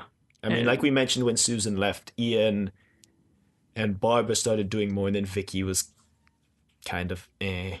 Yeah, I mean, I think possibly just the 4-person TARDIS kind of trap where it's like it's hard to make 4 unique characters that all do something. Yeah, and I guess the writers realize that because they're not really doing that anymore. I also wanted to say, on the one hand, I didn't want Jamie to go out here, but in one sense, I'm kind of glad he did because, like you were saying, you can't really imagine the second Doctor without Jamie. But on the other hand, I can't really imagine Jamie traveling with anyone other than the second Doctor. Yeah. So if he had stayed into the third Doctor's run, that would have just, I mean, it would have impacted him, because the Doctor is different. Presumably, he would have come to terms with it somehow because it's still a Doctor, however different he is. But at the same time, it would just be so weird watching Jamie with someone other traveling with another Doctor. Yeah. And I think we mentioned this when we were talking about the first 5 episodes of the serial, that Jamie deserved a good ride out. Just by the sole virtue of having been there so long and been so intertwined with the second Doctor's life. And, in the end, he got it. Yeah. And I'm glad that... I mean, I'm sad that he left, but I'm glad that he went out with such a good kind of episode. With Krakatoa. Yeah. And he got to charge at a red coat at the end. Sorry. And kind of, give it his all in the end, even when the Doctor's not there. Yeah, I remember when we watched the Highlanders, I was like, Krakatoa? What? And then that's how it all ends, too. Brought it full circle. Jamie. Yeah. Sad to see him go. I don't know if this is true or not. I don't, because I haven't read anything supporting or denying this. It's just a singular fact I read somewhere that Fraser Hines was the one who decided to leave the show. Mm-hmm. So I don't know whether that was like a coincidence, like, oh, well, we're going to get written out anyway. What I read was that he actually wanted to leave like 3 weeks before. And we can talk about this will lead into a discussion about that other proposed write-out that we had mentioned back in the Web of Fear that we said we'd only talk about when Jamie left. Right, But that. Fraser Hines had meant to leave earlier in the season, but Patrick Troughton had been like, I'm leaving at the end of the season because I think the workload is too much and I'm just kind of burned out. Like, stay till the end of the season with me and we'll leave together. So Huh. Fraser was kind of like, okay, I'll stay till the end of the season and then we'll leave at the same time. Huh. Yeah, Which, yeah. that's it. I wonder if Troughton and Hines were like friends. Yeah, apparently they became real good friends behind the scenes. And they like to play practical jokes. Like when Victoria was Oh, yeah. leaving, they were really upset that Victoria was leaving and they kind of threw her into the foam at one point during the filming. And then That's they became, friends behind the scenes, which I guess is just, they were there for so long working on the show together. yeah. And that's interesting. Their ages are so different too. Like, Yeah. And so anyway, when Fraser had announced that he was planning on leaving, I already told Keon about this proposed write-out, but basically, I can't remember who wrote The Abominable Snowman and The Web of I Fear don't now, remember. but they were planning to write a third Yeti serial, and that would have been Jamie's write-out and would have occurred early into season 6, and it was going to be called The Laird of McCrimmon, and basically the outline of the plot that has surfaced at this point was that they would have the Doctor, Jamie, and whoever was traveling with him at the time would have ended up in Scotland, in before or around Jamie's time, and the Laird McCrimmon would have been in charge of a castle, and the Yeti would have shown up, and Jamie would have had a ride out that would have basically involved him falling in love with someone in Scotland, as well as the Laird being killed, leaving Jamie as the final surviving McCrimmon, so he stays behind to take up the title of the Laird, and then he ends up marrying the person he falls in love with there, and they leave him there. And when I told Keon this, he was like, wow, you shouldn't have told me that, because now Jamie's write-out's never going to live up to that. yeah, that sounded really good to me. Honestly, revisiting that thought, I think this is better I agree. because I like bittersweet stuff as messed up as that might be. Well, I mean, it's not better just for the fact that it was bittersweet. It's better for the fact that it was this epic 10-part thing, and then the second Doctor and Jamie left at the same time. And Zoe. And Zoe, but like, because the Doctor and Jamie had been so intertwined that they leave at the same time, as well as the fact they kind of had their final hurrah. And, Yeah. I mean, the other one could have been good too if it was written well. Kind of another situation of if they have a chance to leave, take it type thing. Yeah. Which I wouldn't have faulted the writers for doing that again, but I think this is better, Yeah. played out better, and I think that serial fell through not only because Fraser decided to stay on till the end of the season with Troughton, but also I think there was a falling out with the rights for the Yeti, so the serial never came to be. But it would have been interesting in another world where Jamie leaves in the middle of season 6. But yeah. Yeah, so that's Jamie. That's Mr. Fraser Hines. favorite companion. Still acts in the audio dramas as Jamie. Does a very good Troughton impression, I've heard. Huh. I haven't heard the actual impression, but I've heard he does a very good Patrick Troughton. Because he's older now. His voice has kind of deepened since when he played Jamie. Yeah, of course. So I remember watching an interview where he was like, he has to make his voice higher when he's talking as Jamie because his voice isn't as high as it used to be, and he has to make his voice lower when he's talking as the Doctor. So his voice kind of falls in the middle of the two of them now. Makes sense. Yeah. So Troughton, the second Doctor. This is it. He's done. I mean, except for the audio dramas and a lot of the prose, there's probably novels starring him too. Extended universe stuff. All the fan fiction. And probably fan fiction, yes. Probably fan fiction. Well, okay, fine. He's a doctor. Come on. I don't know how else to start this other than saying that I liked him a lot more than the first Doctor. Yeah. When we did the first Doctor retrospective, we had sort of a list like favorite scenes, favorite enemies, favorite lines. We have that here too, but I want to just talk in general about him first, essentially. Yeah, this will probably be less structured than the first Doctor's one was, but Yeah. we do have thoughts we want to get out that we have written down. they want to make sure we mention. So Yeah, overall, I'd say Second Doctor was a lot more interesting than the First Doctor because on the one hand, he did sort of have that cranky old man personality at times, but then at other times, he was very active, involved, and interested in situations where the First Doctor might not have been as yeah, involved in. Which made for an interesting character because it just did. well, I think he was a lot more active than the first Doctor was. I think that's just, I guess, because the actor was just young enough to be more active than Hartnell was, And just the way Troughton acted. Just old enough to look old-ish. And I mean that you can see that right when the First Doctor appears, right in the beginning of An Unearthly Child? Did I say first? I meant Yes. second. Power of the Daleks? Yes. Where he's reading the diary or whatever, and he's walking around the acid pits in a comedic manner. Obviously, we didn't see it; it was a reconstruction. But yeah, he, like I was saying before, way earlier in this same episode, he brings that comedic factor to the show, which the First Doctor might have brought in the sense that he was a cranky old man. That's kind of funny, but like Troughton's acting is just comedic in itself.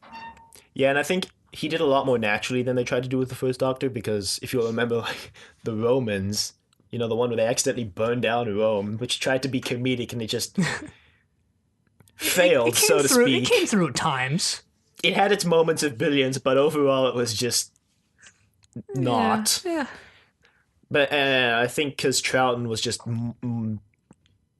he more naturally was kind of that... He had a different acting style than Hartnell, and I think just that naturally lent itself to be more comedic. And not only that, I think the character of Jamie...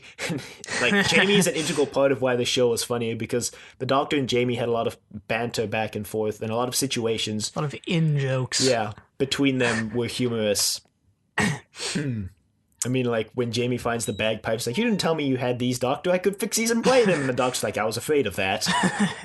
Things like that. Like, just little moments where they're... moments in the TARDIS where they're not in, like, peril. Yeah. Yeah, definitely. What else about the Second Doctor? I'd place him as probably my third favorite Doctor, actually. After? 10 and 12.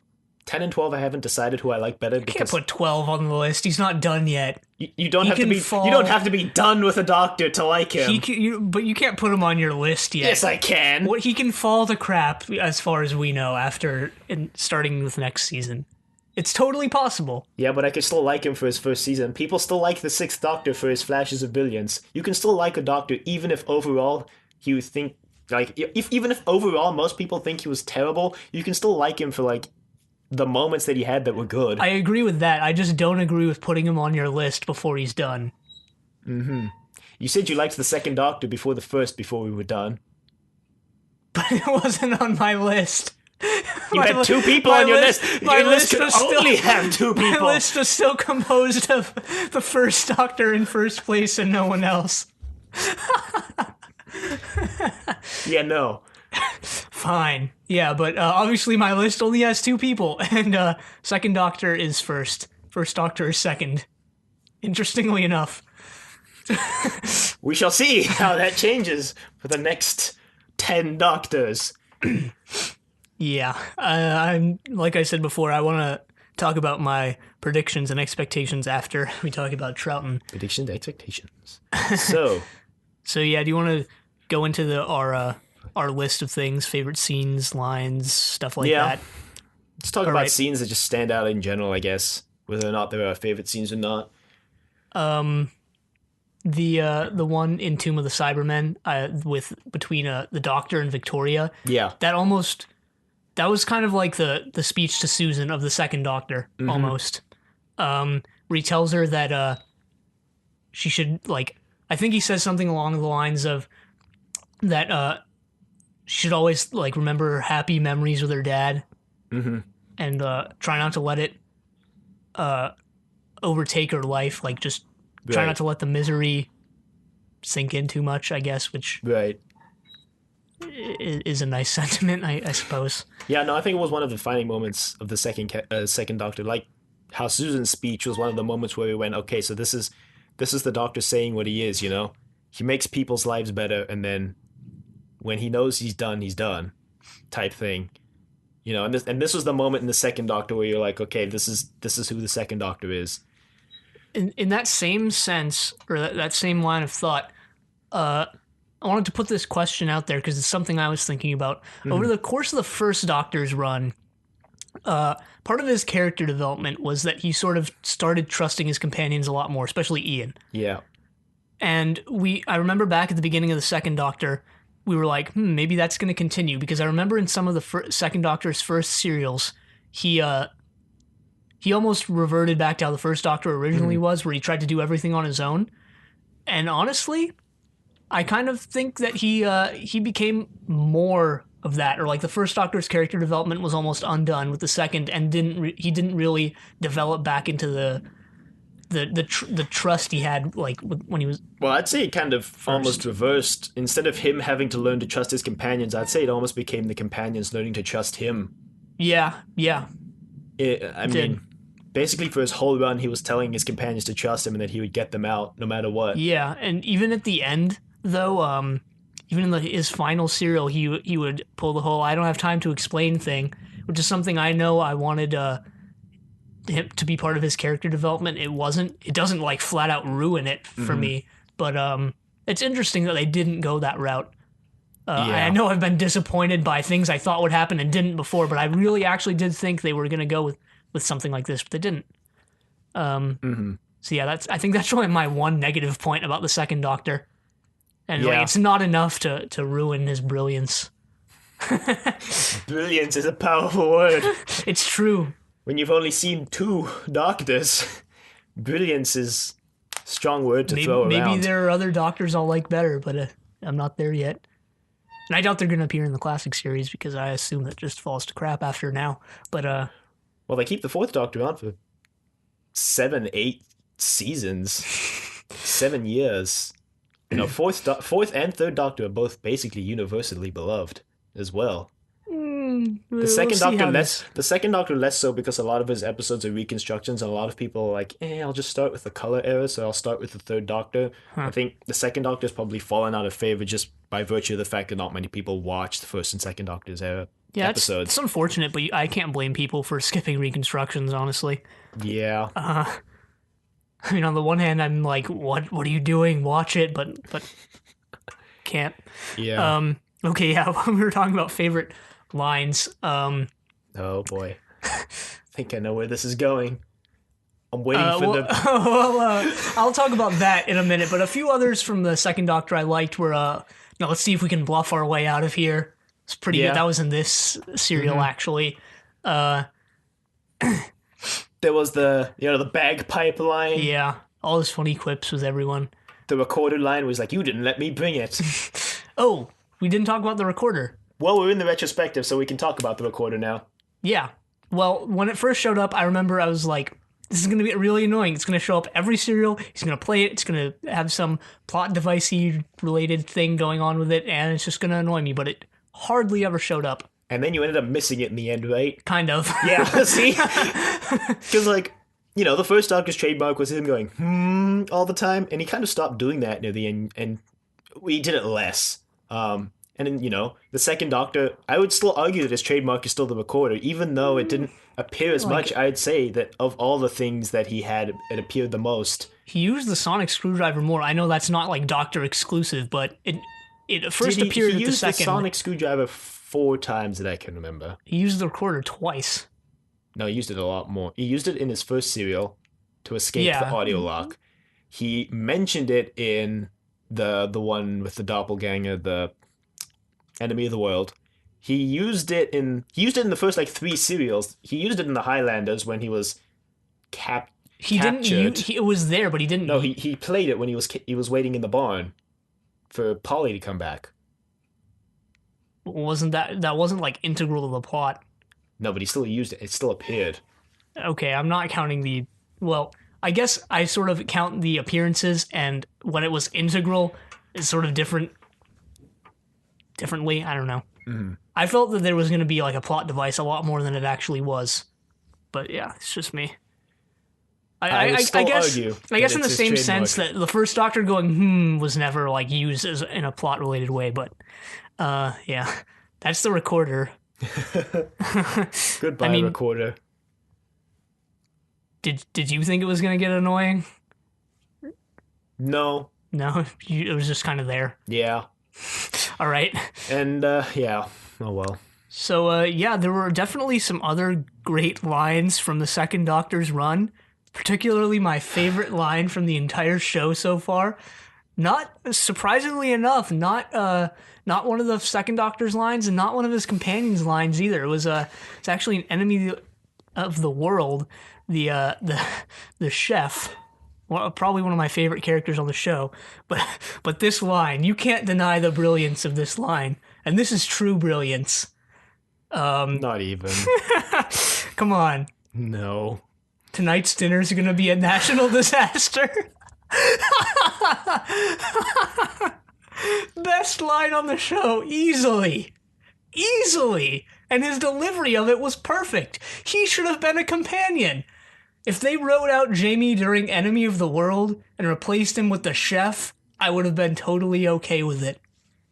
No. No, I probably wouldn't have, but Now, the best lines in the show for me still stand in the reboot when the Daleks meet the Cybermen. did you spoil that before? No. I don't remember if you did. No. Okay. But when they meet, they have this amazing witty banter that I could spoil here, which it has no integral part to the plot.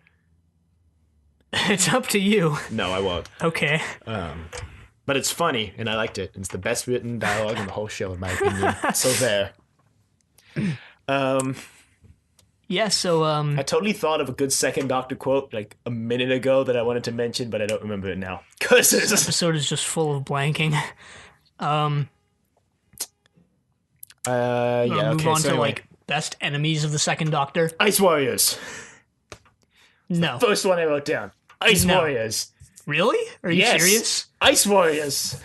Ice Well, like, Warriors. are you actually serious? Like, Yes. you liked them? Yes.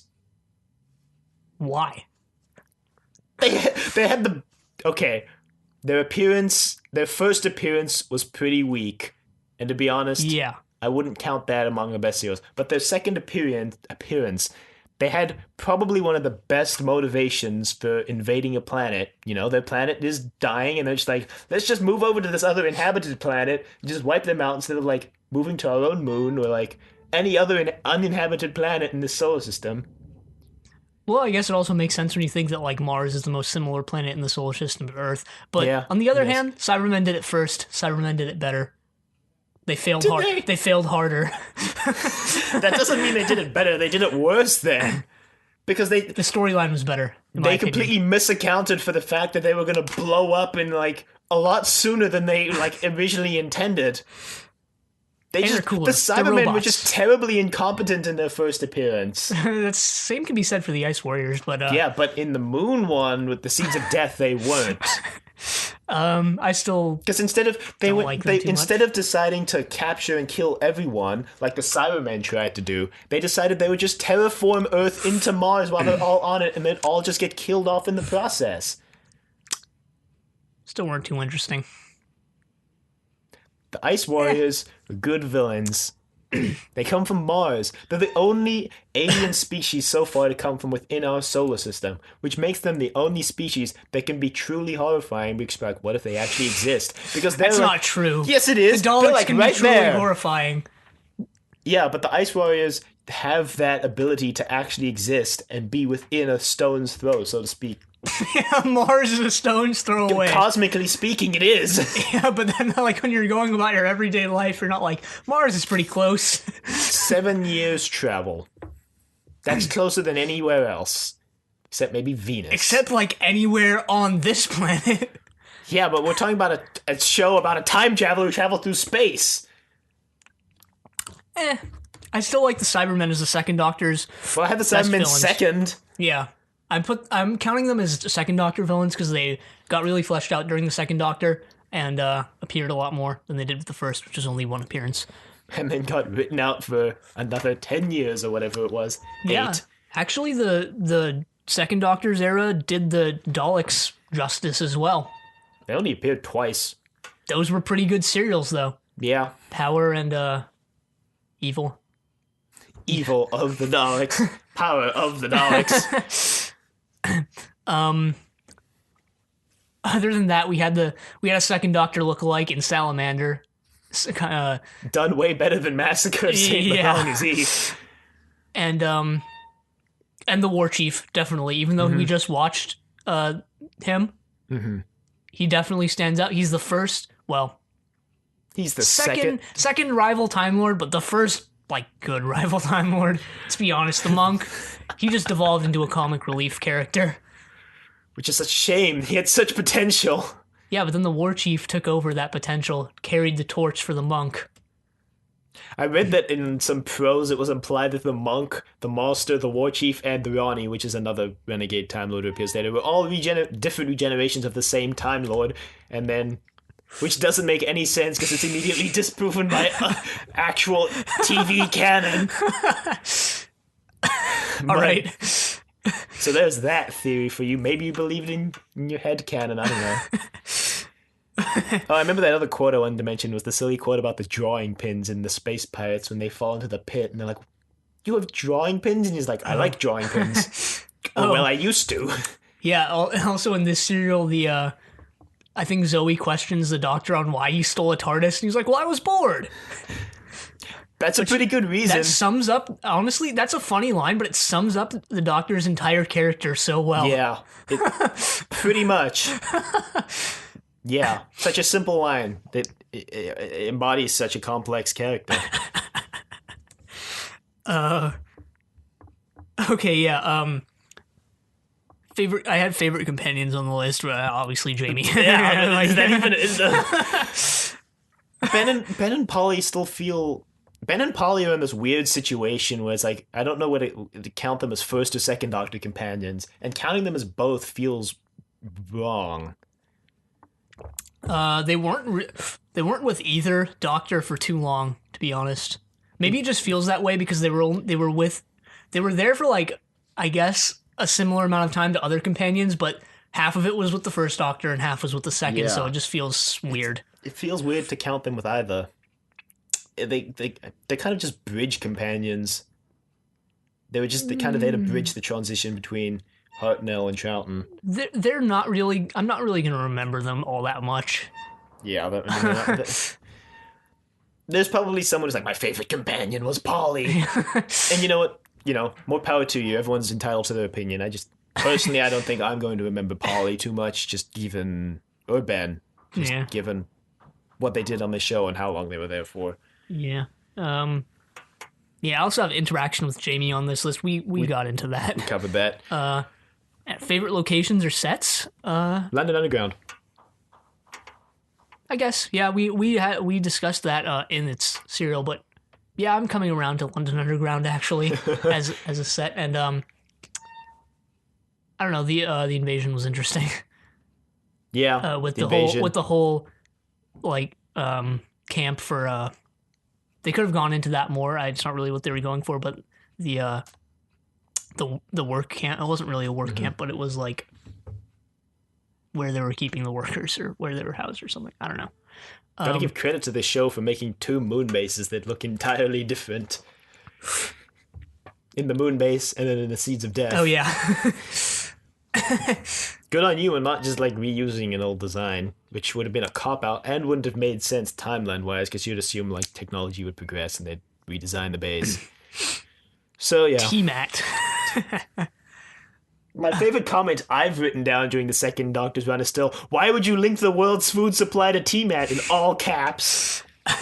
Oh, that reminds me of another, this wasn't really a quote, but now that reconstructions are done, this is my favorite reconstruction text, which is the doctor messes with the control panel randomly, causing it to explode. It's another memorable moment from the second Doctor. Second Doctor, why? But yeah, the War Games also is a very memorable setting. Maybe the set's not all that interesting, but it doesn't need to be. It's like it's It's a generic Generic base. outside filming Yeah. for generic hills for generic Roman war.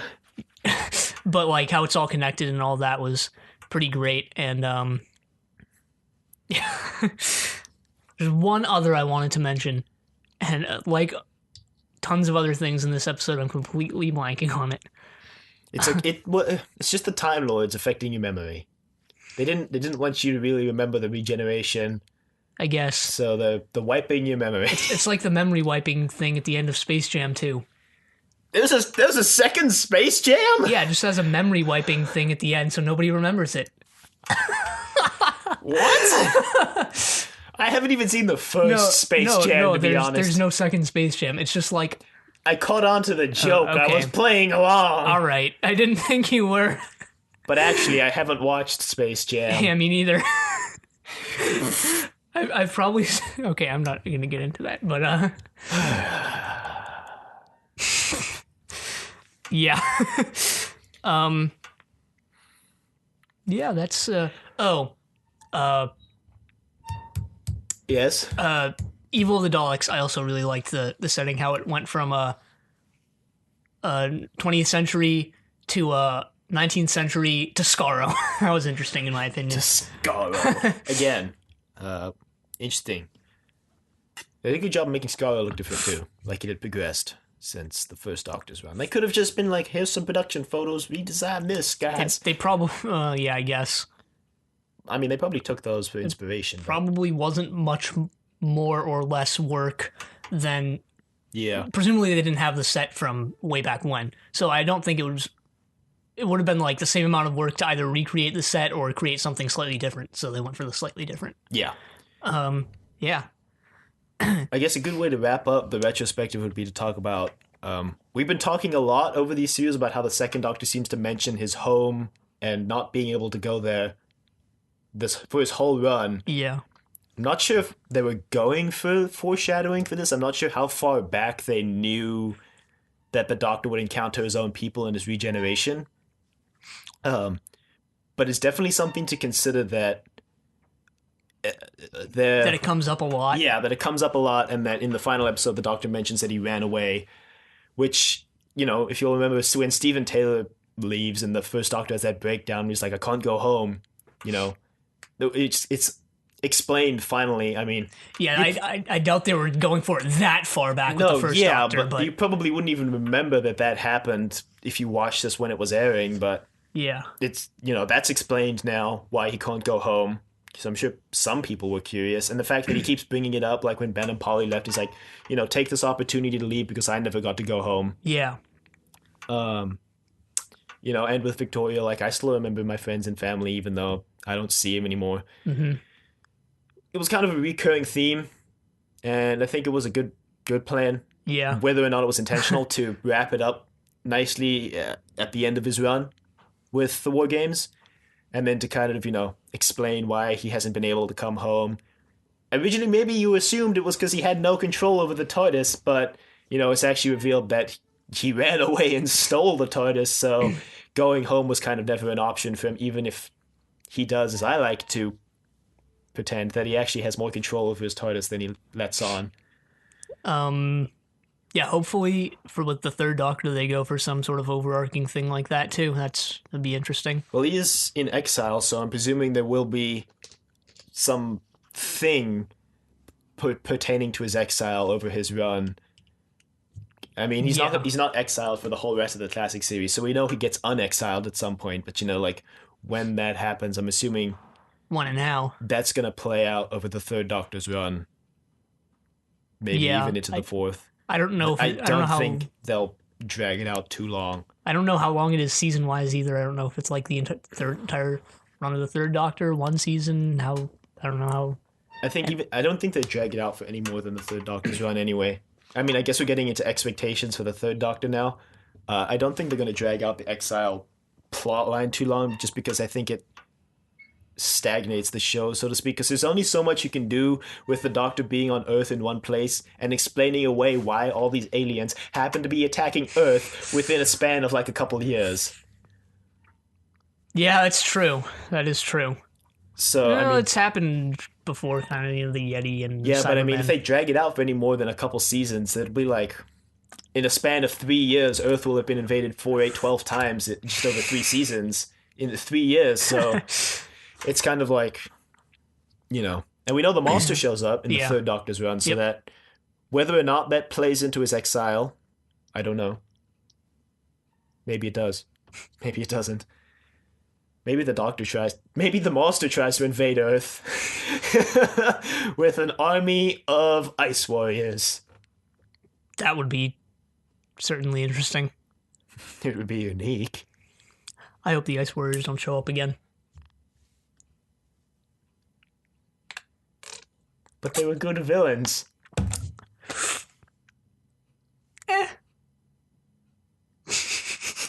We mentioned that good serials include memorable villains, but that doesn't mean the villains have to be good, Memorable villains can be bad, and they're memorable for the fact that they're bad.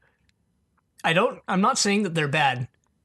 I'm just saying that they were just okay. Like in the first serial they appeared in, yeah, they were pretty bad. In Seeds of Death, they were just okay. Well, they come back in the audio dramas, as does the second Doctor. Yeah, of course. Who doesn't come back in the audio dramas? Oh, right, the War War Chief. Poor old War Chief. They even bring back the monk in the audio dramas. Like, really? Yeah, And apparently the monk storyline is really dark because he kills one of the Doctor's companions. oh, The monk allies with the Daleks, attempts to invade Earth, and at the end, the Doctor is unable to save one of his companions from the monk or from the right. Daleks. Because allying with the Daleks worked so well the first time for the monk. Worked really well this time. They kill one of his companions. So I've heard. I have not listened to the audio drama. I have only read the monk's page on the wiki. So Yeah, take everything I say with a grain of salt. I wonder when we're gonna get the first companion kill. Well, except for Katarina, she killed herself. But I wonder when that's gonna happen. Maybe sometime in the third Doctor's run. I don't know. Just watch the Brigadier die in the next episode, the next serial, and then all of his other appearances are like out of order, pre him dying type thing. That happens in the reboot. You get a character named with a song. The first time you Yeah, meet her, no, I know all of this, and dies. I don't want to get into that complicated mess of stuff until I need to. you can blame Stephen Moffat for that.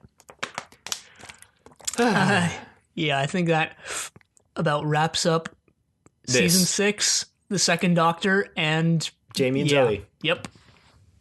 We are entering and the black and white era, and the era of reconstructions, and the era of animation. Basically, this is an end of an era.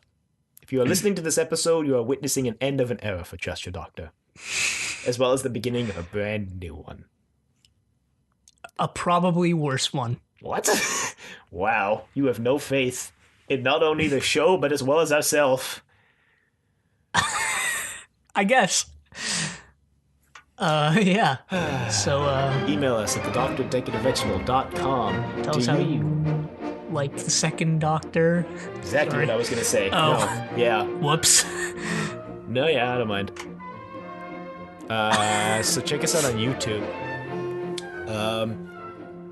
Hopefully. We'll explain that and never. Check us out on iTunes at Trust Your Doctor. Leave a rating if you liked it. Yesterday, in terms of when this episode goes out, our year special will have gone out, which Been was doing also this a for a video year. episode, which we recorded just before this episode. And check out the website at decadavegetable.com. There's a link on there to a page called Cool Links, and that's where we put any and all cool Doctor Who things we find, and that currently includes a site that includes production information for any of the series if you're curious.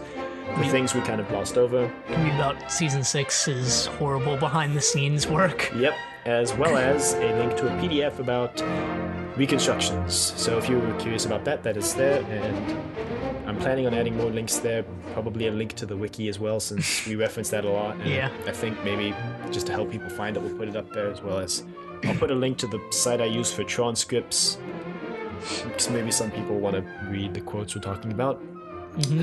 check out Facebook, like us on Facebook. Obviously, you can find that at Trust Your Doctor. But yeah, next week we start Color and the Third Doctor and Season 7. So, until then, the end.